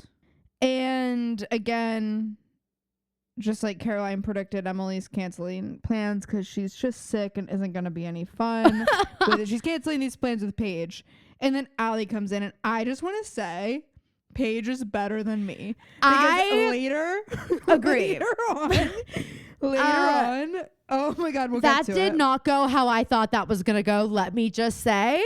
And we'll get there. I would have committed arson. Not how I thought that was going to go, but we'll get there. But yeah, so Allie walks in and she's immediately offended because she saw the hair on Emily's neck stand up straight when she heard Allison's voice. And it's like, I feel like most people respond like that. Emily's hair is down. You can't see her neck. Oh, I thought for a second that you thought that I was quoting as if like the hair on her head stood up straight. And I was like, hey, Fee, that's not the expression. Imagine if you thought it meant her hair shoots up. It'd be freaking hilarious. It'd be hilarious if you thought that. And you did. And so Hannah texts Allie. We find out that Allie was invited over by Emily. And we see that Hannah texts Allie and is like... No, Hannah texts Emily, right? That's what I meant. Hannah texts Emily and is like, is A there yet? And I'm like, okay. And I have Everybody's to say... being a little bit reckless here in this scene. Well, what happened? I thought we were using code. But Also, Emily, in a second, it's like all of these things that go wrong were manageable. It's called attention to detail and careless errors. Mona is like having that feeling of like when you're in a group project with people that clearly haven't been paying attention at all semester, and it's like the final project, like, and everybody's just slowing Mona down. Mona's whole vibe is like, just don't touch anything. Like that's like Mona, and that's how it should be, because I am completely with you, Phoebe. Emily also takes way too long to respond to Hannah. She's like, hang on, it's my mom. I have to respond. And she's like she like thinks about what she's going to say. And she goes, she's here. I hate this. You didn't need to add, I hate this right now. Sasha Peters' acting is really good here because she says, my mom's doing last minute shopping. And Allie, you can see in her facial expression that she like clocks Starts to yeah. And then later on that comes back and she did actually clock it. Yes. Because they're talking and Emily does something crazy. Allie says something about how she was surprised. She wasn't surprised when the other ones turned on her, but she was surprised when Emily did it. And Emily out loud says, the loyal one. I was like, what? What did you just say? And she's like, nothing. And so then Allie apologizes for, disappointing Emily. And she's about to leave, but Emily gets her to stay. And then we switch back over. I didn't realize Aria would also be joining us at Radley tonight. She's volunteering. I don't know why we chose the night that everybody in Rosewood would be at Radley to do this, but I guess time was of the essence. So Aria is there teaching her little art class, not acting class. Aria does the best job. I agree. Of all the girls. I agree with you. Except for Mona. But and maybe Aria, Hannah. She does her job. Well, yes. What does Hannah do that doesn't... Hannah doesn't do shit. Caroline is just completely blind to anything Hannah what could did ever do. Hannah do wrong? Well, she's not speaking exactly how Mona wants her she's to. Not using the codes. Phoebe's like, my one qualm with Hannah, can I be honest? Is this a safe space? She's not using the codes. So... Right. H, use your codes. So then we go, so Aria's there and she sees Mona and Spencer approach the desk where they're going to get like another key code or like whatever. Question for you.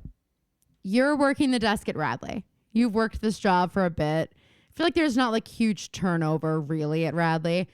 2 former patients, not one, but 2 former patients of highly publicized cases show up at the desk in Radley nurse outfits. What do? You said carry on? Like what? I'm sorry. It's not like it was just Mona or just Spencer, which by the way, I want to say both of these girls drew attention when they were here. They didn't exactly fly under the radar. So I have a feeling if I were Radley's staff, I would be like, I've seen this face before. And also, by the way, one of the girls is wearing a headpiece. Which is immediately a bit suspicious. She's wearing a Britney Spears headpiece microphone. No, literally. Like she's a pop star. We look like we are in the 1800s and like we're using candles instead of electricity. But Mona Vanderwall is about to do I'm a slave for you and has a headset. Like, I don't think so. So Aria decides to help them. In order to help them to get the whatever, she has to distract the desk attendant. So she pushes over. I'm like, we're using glass here? We're using glass here? My main concern with this was Aria, in the most obvious way possible, slowly knocking it off the table. But you make a good point. And I'm also like, I feel like if we are going to use glass here, the floor should have a sensor that the second it shatters into a gazillion pieces, the place is on lockdown. Well, that's exactly what I was thinking. I am thinking, okay, yeah, if we're going to be using glass, when the other staff members of Radley find out glass is broken on the floor, they're not handing Aria a roll of paper towels and walking back out and leaving her alone in there with the people at Radley. That's just not happening. Sorry. There's broken glass everywhere. And also, not even like in terms of like also, why would you, in a place like this, like, don't you want things to be like soft that could be thrown at people? No, I know. Like, I know. There's a lot of liability there in using glass, but thank goodness it was there because Aria needed to do this. And so the girls, Spencer and Mona, get the keys. And then, guys, you will never believe who shows up. Audie Holbrook shows up. Well, they will believe it because didn't we? Oh, no. I'm sorry. I thought we already said that. He was there because he's making all his visits like Scrooge the night before Tiny Tim. Which is, foreshadowing for next episode. Episode. Oh, exciting. Wait. Maybe not next episode, but there is a Christmas Carol Nope. episode. I know there's a Christmas episode coming up because if I have to see this photo one more time, I'm like, can we just get there? Because as long as I know this photo exists, but I kept thinking, like, did I miss the scene? Did I miss the scene? Because it seems like Mose and Emily aren't talking anymore. So it seems weird that she would show up in a Santa outfit with the rest of the boys. That picture is on next week's Great. episode. Well, I'm sick next week and I won't be here. Oh, perfect. Awesome, guys. And so he runs in. Okay. So Hannah sees Holbrook pull up to Radley and says in her microphone, "We got company," to which Mona says, "H, use your codes, please."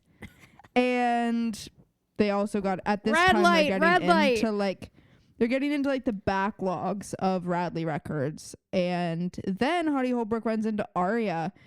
And at first, this wasn't exactly clear until like the scene was done, because Holbrook is like, "When did it all start?" And Arya says, "What?" And then we, the audience, hear Holbrook say, "Okay, the lies, the murders, this. And then it like cuts in a weird way, and he says, "Your volunteer work." It's not immediately obvious. You're right. Because do we have a new director? Because they keep doing shit like this. The Spencer and Melissa thing and the last episode, now this, it is weird. But yeah, it's not immediately clear. And when he first sees Arya, he goes, I wrote it down, like what he said to her, "You've made quite a mess of things." And I was like, I don't even know if he said that. I'm just not, it's not clear what's happening here. But so he didn't actually say that. She thinks that he said that. Or she's like imagining what he could have said. Okay. Because remember, she still has the skin of a killer. Right. Well, she's like, why wouldn't I be here? I love art. I love helping people. Is that not obvious? She goes, "I love art. I love helping people. Didn't you know I'm a vegan?" He's like, not sure how that helps people. Okay. Anyway, didn't Allie tell you in the polygraph that I'm the caring one?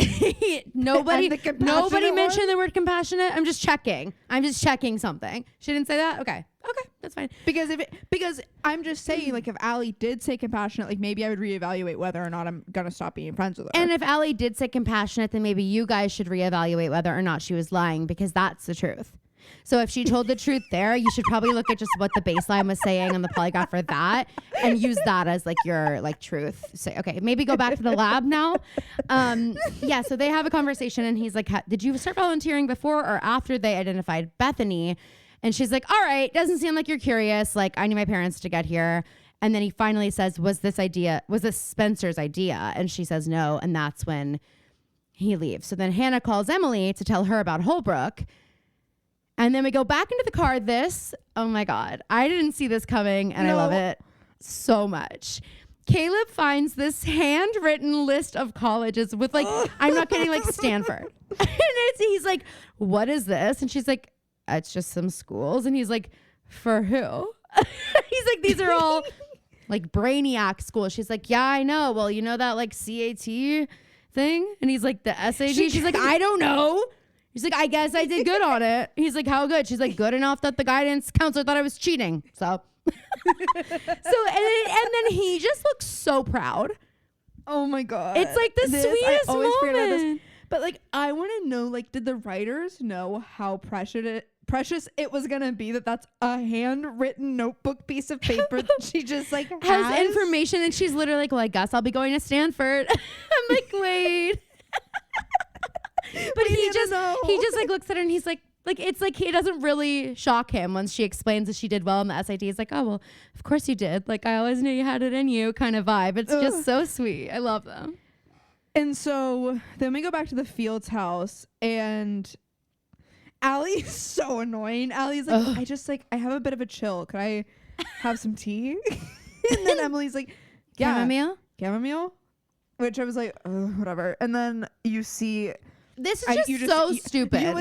You as the audience see it fall apart before it falls apart, because Emily gets up and leaves her phone.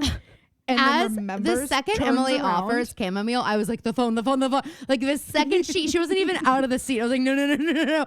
And Allie didn't waste Allie's smart, because I would have waited for Emily to clear it. We're always like, why didn't you wait longer? Why didn't you wait for them to get out of the room? We always say that. This is why, because if Allie had waited, Emily would have turned around and gotten her phone. Mm-hmm. And Allie picks up her phone and she says, your mom never shops last minute, you're stalling me? I'm A, right? And you have a text from Hannah saying, are you still keeping her busy? And she goes, I actually believed you. And this is where Emily eats. Emily goes, must hurt. When the loyal one betrays you. I actually believe you must hurt. I just thought that was great. So this is where Phoebe and I were both like, and Mose, we will give you credit where credit is due, because again, I thought this was a really good episode for her. well, it was, and it's a shame it came this far into her arc, but yeah. I mean, if we had been introduced to Paige in this way and not in the pool, maybe things would be different. Maybe. So Allie leaves. At this time, Mose pulls up with soup for Emily, because Emily doesn't feel good. This is when we see there's a green. Hey, by the way, guys, Emily feels fine. Oh, Emily's complete. Yeah, it was a lie. Remember, she's not going to be any fun. There's a green, I keep wanting to say PT Cruiser, Volkswagen Bug outside with Cindy and Mindy. Did you clock this? When Allie walks out of the house to go meet Cindy and Mindy, they're both in the car. She makes the one driving get in the back. So Allie can drive. Well, I was like, I thought there were the twins were in the driver and passenger seat, and then I saw Allison get into the driver's seat, so I was like, was I seeing That's double? so funny. And it's not Allie's car. No. It's so funny. Actually so Allie. When Caroline was in high school and all of her friends started getting their licenses, her first friend who got her driver's license was her friend Haley, who Caroline's talked about before. And I was at an elementary school after school band practice in the cafeteria, and it was right before summer started, and Caroline was supposed to come get me, and she pulled up with Haley she had just gotten a navy convertible Volkswagen Beetle. Yes. And it was maybe one of the highlights of my elementary school career. The roof was down, obviously. They were playing music. I did not know this. Oh, yeah. Well, you were there. Well, I mean, I didn't know that you thought it was cool, because you probably were like, ugh, my stupid sister's here. Great. I wanted to walk home. One time I walked home and Mom got so mad at me. Oh, yeah, because you didn't tell anyone and you weren't supposed to. And so she thought you were missing, because you frequently went missing. But no, that car was, I loved that car. It was the best when we'd take her car up to the lake house, and it would be like just me and her in the car, top down the whole way.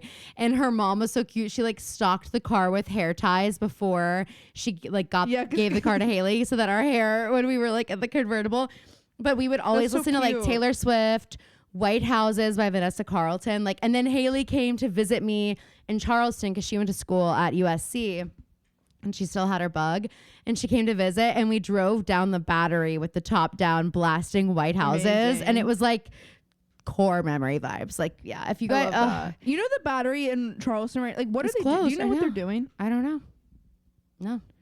No clue. It's no fun. It's no freaking fun. It's so true. And so this is where we're giving Paige credit, because if I'm Paige and I'm rolling up to the girl that I just got back together with's house, and she just canceled plans on me because she was sick, and then I see the girl she's been in love with for her entire life walk Allison out of the De house. Laurentiis walk who out. also, by the way, bullied me and called me pigskin for like all of high school. I'm ending up on the news. I like, mean, what I'm doing is drastic. Phoebe, I was like, oh, well, I must have forgotten what the exterior of the Fields house looked like, because this must be where the killing took place. I must be finding out now that Mose goes inside and murders Emily's entire family. Like, that's like what I thought would have made the most sense. But Mose literally, and then I was like, okay, Mose is going to see Allie. She's going to run up. She's going to be like, what the fuck, to Emily. No, gets right back in her car. And I was like, okay, boots on the ground vibes. At first I was like, oh, she's just like, she's done with Emily. She's going to get back in the car and she's going to just leave. But no, she follows Allie and Cindy and Mindy to wherever they go. Sorry, I don't care how much power Allie feels like she needs right now. I don't see her being friends with Cindy and Mindy. There is no chance in hell. I mean, just none. That's the most unbelievable thing that's happened in the whole show, and someone gets murdered at the end of this episode. That is almost as unbelievable as Spencer not hearing from any colleges yet. Because Mona and Spencer we're back at Radley going through the recordings from all of Bethany's sessions.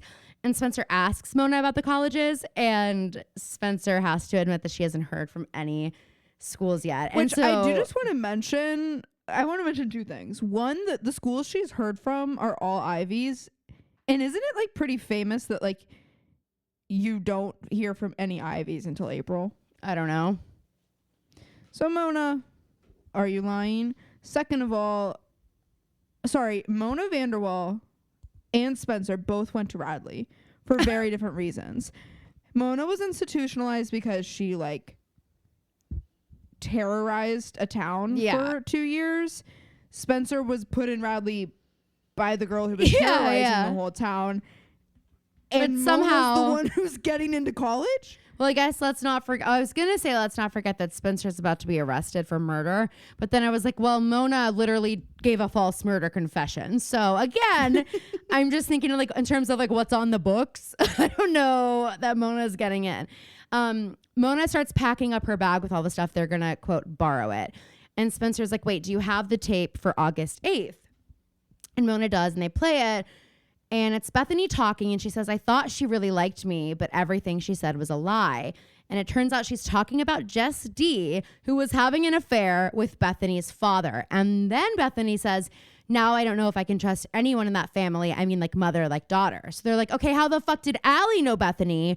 What is really going on here? And this is where my brain is like, okay, uncle, I give up, because this is like so much. It's all going to make sense. I don't know if that's true, but okay.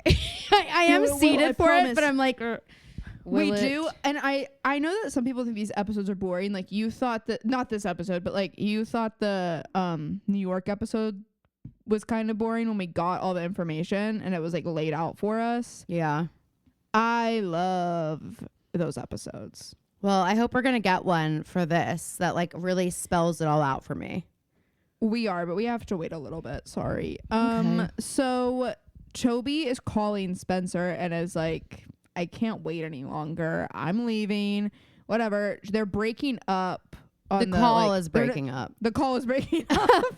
Spoby literally in pieces. They also almost run into Holbrook and Hannah. See, Hannah is doing her job though, because Hannah immediately knows the other exit for them to go down. And then Arya's in the car, and then Spencer's coming out. She's still on the phone with Toby. He's breaking up, and then oh my god, Toby's in a fucking car crash. We get the famous like Quinn Fabray look out the window before the car slams into you. I do believe that when people go to film school, they learn about that kind of scene, and it's titled the Quinn Fabray. I do. And I believe it's people who go to film school to be an actor or to be a filmmaker. They both learn about it because it's important from both sides, of course. It was so formative for you. Do you remember, Caroline and I, we watched that episode when the basement, when mom and dad had moved the deck furniture into the basement. Oh my God. For however long that happened. Never. Imagine how many bugs that actually brought into the house. And Caroline and I just sat in silence for like 5 minutes after. We were like, wait, what? and then they played a texting and driving commercial right after. And we were like, oh, okay, sorry, I get it. It's Thanksgiving Day. Happy Thanksgiving. We unfortunately are not at the Connell golf cart parade, but we're at the next best place, which is the Brew, and Emily is working. Yes. And Spencer's really I love this little moment where they say, I can't believe they're making you work on Thanksgiving. Of course you love this little moment. And where Emily says, people still got to get their fix. And then hands Spencer's the only one that ordered coffee. I didn't like the line. Oh, I thought you were going to like love Emily's response. People still got to get their fix. I mean... No, I love that she says that but she's talking about people like Spencer. Well, as she hands the coffee to Spencer, Spencer's like obviously struggling with something. She takes a step aside. Oh, there's Toby right behind her in a wheelchair and a cast all the way up to his hip. It is all the way up there, and he's in it for a few weeks. My question is, how did none of the rest of his body get hurt? He was that T-boned. is a good. And how is he all? He's in a cast up to his hip, and he's already out of the hospital. And his arm is fine. And this happened last night. I don't think so. I just feel like he's not at the brew right now. But thank God he is, because he gets to see something great. He literally gets a front row seat to the action. Paige walks in, and this is another moment where I'm like, Paige is acting normal. Yeah. Because Emily's like, look, I can't deal with you right now. And she's like, Paige is acting like a normal person. She's not acting normal for Paige. She's not like yes. Paige is acting totally normal, not for her. She's actually acting weird. Yes, because Emily's like, look, I'm sorry I lied. I'll explain later. And Paige is like, I don't care. I like all this. I saw Allie leaving your house. And again, Emily's like, okay, I can explain that too. And Paige is like, I don't care. I followed them out to this old farm, and there were dozens of cars. Imagine if she was like, and Emily, Aria, you should cover your ears for this. They were cow tipping. And Aria's like, okay, I covered my ears, but I have incredible hearing. What? You said Allie was doing this? No, you guys, this is too much. She wouldn't do that. No, apparently she's building a fucking army out at this abandoned farm. So funny. Like, Allie, again, hey, my favorite thing to say, get real, Allie. Get real. Then the police come in, and guys, Spencer gets arrested. Just in front of everyone, just fully. And I love the way this goes. They're like, they walk in and Spencer's like, God damn it. Like immediately. And they're like, Spencer Hastings, you're under arrest. And she's like, no, I didn't do it. I didn't. And I'm like, okay, you knew this was coming. Like, relax. My favorite thing is the girls. I know that they were probably directed. They were like directed to stand still. But the way that they're like, only the front half of the top of their body is moving. They're like, no. It's as if there are people like sitting on their feet, like holding them there. Toby is like, oh no, sitting in his wheelchair. He's like, no one can push me. Spencer, God damn it, Spencer. And she gets taken out, arrested in front of everyone. So funny. Mona is at work in her bedroom listening to the tapes when her mother calls. And Hannah has texted Mona to let her know Spencer was arrested. Did you notice that Mona and her mom talk like they are like low-key competitive PTA moms? They don't talk like a mother and daughter in any way. They talk like how I would anticipate Mona talking to her mother. I guess. I don't know. Mona's a businesswoman first and foremost. Well, yes. She definitely took having a lemonade stand way too seriously as a kid. Oh, and so does one of my students, by the way, who is... Wait, what's that like these days? Girl, if you... Having a lemonade stand these days. It's very lucrative, I hear. Oh, is it? Yeah. Do they have like Venmo QR codes? Honestly, probably. Yeah, I don't know. Anyway, okay. I'm not going to get into that right now. I don't want anyone to steal their ideas. So sorry.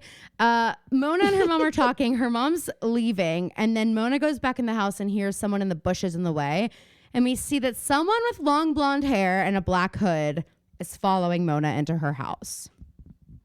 Right. Could it be Allison? We do have a little Leslie Easter egg. Leslie's someone that we're going to meet. And she's one of Mona's like longtime friends. I don't remember where she's from. Maybe camp. But she's going to be at Thanksgiving. And we're going to meet Leslie later. And she fucking sucks. Oh, great. So yes. Mona goes into the house and she like locks the door immediately, goes upstairs. Then we go to the Montgomery Mausoleum. Ezra comes in with 2 pies. And they're talking about how like no one's gotten to see Spencer yet. She's still in processing, like not even her parents. And I'm like, well, she was arrested. Yeah. She's not gonna like get to like hang out at the precinct. until they take her. Like, she's being arrested for like probably like murder too. Like I mean, something pretty intense. literally, they're And like, also she's third been time's hiding the it. charm. We get to keep you here she's- now. She's essentially like been on the run. If what they think is true, she is like literally She's been like been on the obscuring justice. Elam. She's literally been on the Elam. Wait, why wasn't that ever a name? I don't know. a I keep title? thinking it was, and I'm like, no, that was the silence, The silence of Elam. of the Elam. So Mona calls Arya, and we get the whole thing. She says Allison lured Bethany to Rosewood, and that Allison knew about the affair between Justy and Bethany's dad, and she was jealous, and she wanted Bethany dead. At which point, someone picks the lock into Mona's house, and again, we see this really long blonde hair, and Mona on the phone with our final mirror shot. She's looking in a mirror. Mention something though. Okay. About we get this shot of A's uniform from the feet up. And I just want to say, we couldn't do black skinny jeans. And also the boots are throwing me off. I don't buy this. Also, it's broad daylight. Maybe you should have yeah. dressed a little bit like more I normal. also thought this was, well, I mean, clearly they had no trouble doing what they needed to do because the police have no fucking answers. So, shocker. You don't have to be a genius to commit crimes in Rosewood. So, yes, we have that last mirror shot, and Mona says, Allison is A. game over, Allison. I win. Bitch, you thought. So Ezra's like, get Maybe your coat. not. Arya's like, get your coat. We're going to Mona's. We're going to go see the proof. And so the girls walk. This is where I was like, okay, I'm not in Kansas anymore. What do you mean I'm walking into Mona's house on day one of me ever seeing this house? And there's blood splatter all over the fucking walls when the girls walk in. And also, like, And I the did take entire house note is trashed. of like, even like there was this picture frame. Like if I had a picture frame Yes, up I above noticed that, it. that was crooked. I'm Well, like, did you it's like giving- bounce her like a basketball? What the fuck? It's giving Gone Girl when like Amy fucks up the house herself Yes. and it's like all wrong. You know, like that is what this is giving. That's what it's giving. And they're all there and they're like, oh my, they're all looking for Mona or for a body, and they just like don't even know what to do. I wrote, and then there's blood everywhere. The house is completely trashed. Yeah, let's completely trash the place. Those word for word what I wrote. Okay. Yeah, let's completely trash the place. So we're back to the beginning and everyone's watching outside, but as Phoebe mentioned, completely different Paige is with setup. Emily now. We have Paige and Caleb's Emily, there. we have Caleb, and we have Ezra. And then Allison is like tucked in between some cars watching as well. And we have Hottie Holbrook come out again. And she looks- sans Lieutenant She Butterscotch. looks smug. She sure Allie does. looks smug. And he says, now this I think is interesting. I didn't know we could do this. He says, Me either. yeah, he's like, we are declaring this a homicide.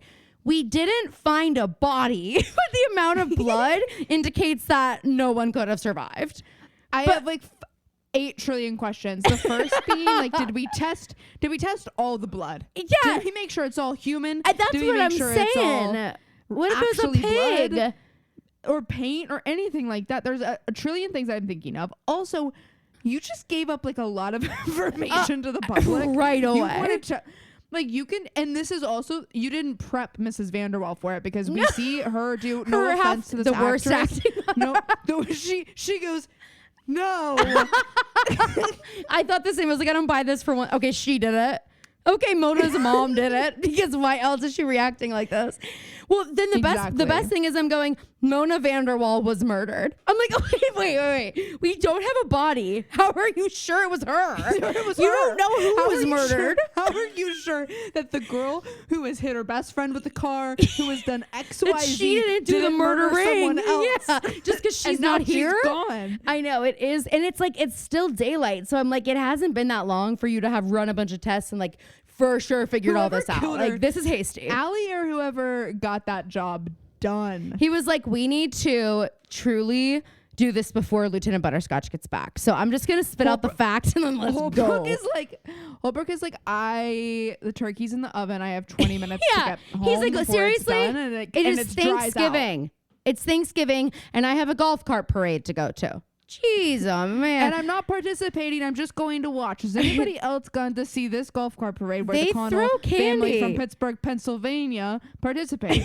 They throw candy and it's really something. So anyway, I'm heading there, but just so you all know, Mona Vanderwall was murdered without a shadow of a doubt, except for also without a body. No questions. No Yeah. questions. Then we go to it's nighttime now. We're in front of the Fields house. This and was crazy. A replaces the baby Jesus from her nativity scene, which, by the way, the Fields don't strike me as a nativity They scene sure family in don't. the front yard. Their house looks like pristine at Christmas. It's not all this shit. No, this is not what I did for my TikTok. That was like Emily's Christmas aesthetic. This is not it. No, this is not it. But they replace the baby Jesus. It's not even. It's like the kind of nativity scene that would be in front of an actual church. It's not like a cute one. It's like a hyper realistic one. Yes. So they steal Jesus and they put a doll of Mona in its place, and then That ain't it.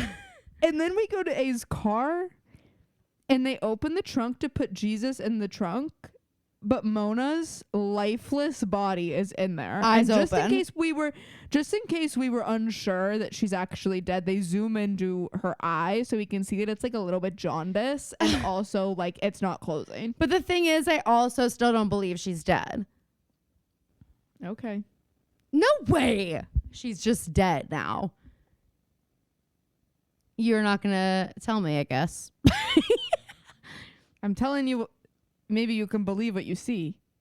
I don't believe you. You're full of shit. All right, I'm gonna read the synopsis for next Wait, week. you missed our actual A scene, which is Wait. where we go to A's lair. And A is making a snow globe sorry. and cuts out a picture of the 4 girls, but these are like fetus pictures of them. Like they're real so young in young. these pictures.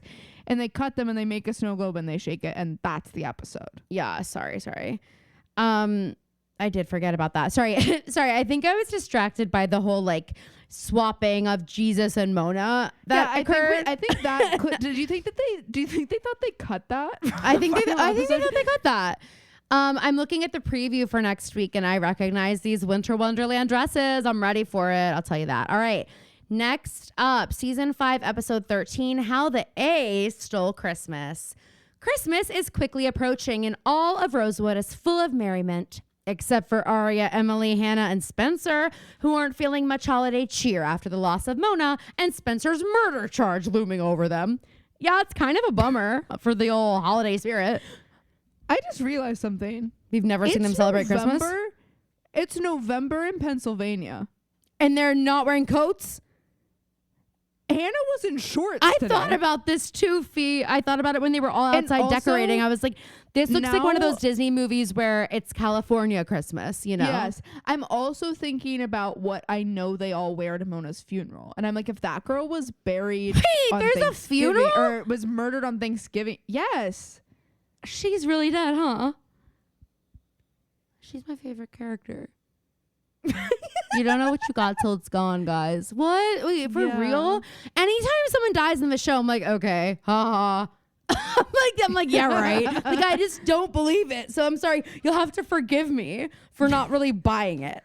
She's one of our main characters. The most sneaky too. The most sneaky. The most sneaky too is definitely not going to be the one who dies. No. Oh my gosh. No way. I Well, here just we don't. are.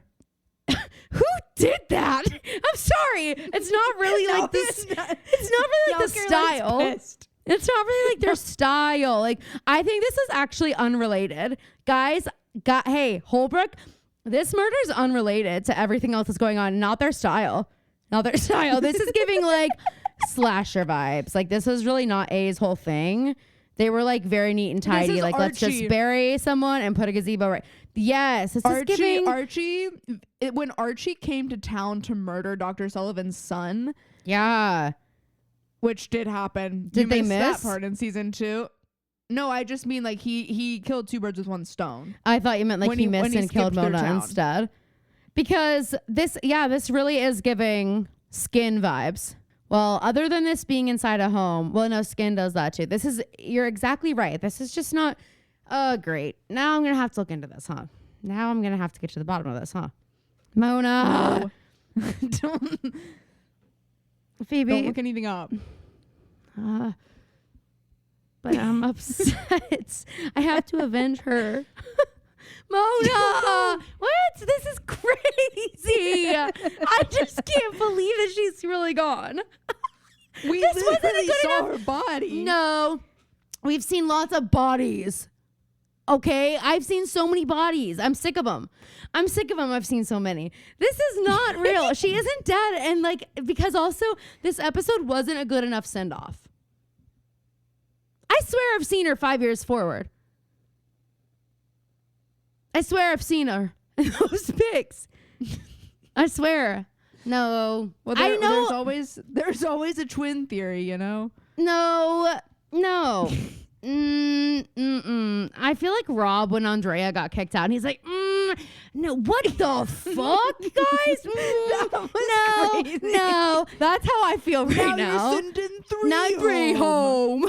And now you sending 3 home. And now you're still here in your overalls. Bitch? You're still here What in your now, overalls. bitch? Did you see that one of the reels that Alex made with him where it's him just singing to Biba Doobie? Like, sorry, I feel like he just decided that was his favorite. Like when he went to the island, like, and now he's like having to learn all these words. I don't buy that he listens to Biba Doobie. Sorry. I would kill to be a fly in the wall when Cassie talks to her mom Also, after this season. Did they get to listen to music in the villa? Yeah, I think they get like a preloaded like iPod. Because Leah was like, this song, Who's Afraid of Little Old Me? I know. I was like, really? Okay, I guess I need to re-listen to that one. I texted Caroline today and I was like, Leah's so me if I woke up and had 1 million followers. Okay, she's like, already has posting- 1.6. Sorry, like my close friend story is suddenly everybody's story. Yeah. That's the way I Wait. post on there is how I'm posting for everyone. Dude. What? I just can't What? believe Mona's dead. I don't think she is. I don't think she is. That wasn't a good enough final up for her. This is so stupid. I don't want to watch this anymore. What? I guess they found out who my real favorite is because I literally am like about to throw in the fucking towel. Hope you guys enjoyed. Imagine if Hannah died. No. Well, is that next? Because I'm like, if you can kill off Mona, I guess everyone's expendable. I guess everyone can go. Caroline, this is how people I feel like talked about that one episode of Game of Thrones where people started watching the like first episode of season 2 Red Wedding? and suddenly like every main character is dead. Yeah, no, that's how. Like I guess this is how people felt. They were like, wait, that's not allowed. No, nice try, but I don't believe you.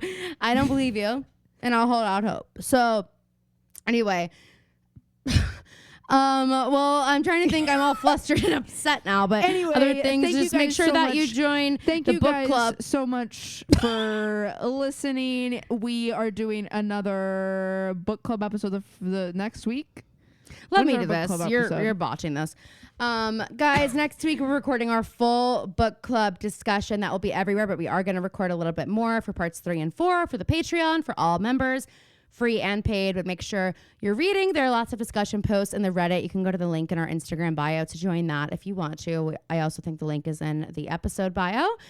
Please rate, please review, please subscribe, follow us everywhere. We love you guys so much. And there's one more thing I was going to say. Oh, tomorrow, we have if 2 you're listening. episodes coming out on the Patreon. Yes. So because of Phoebe's computer death this month, we had to move some things around. So tomorrow, if you're listening on Thursday, tomorrow you're going to get the like It Girls of the early 2000s episode on the Patreon for tiers 2 and 3. And also the Summer I Turned Pretty pilot recap for the 3rd tier. So, oh my God, so much content. So exciting. Thank you guys for listening. I'm going to go like process some stuff and hopefully see you in the next one. Unless Phoebe has to replace me because sometimes some things aren't workable, Phoebe. Some conditions just aren't workable. I'm just kidding, guys. You can't get rid of me. Okay. You can't get rid of me. All right. We love you guys so much. Thank you for listening. We will see you next week. And justice for Mona Vanderwall.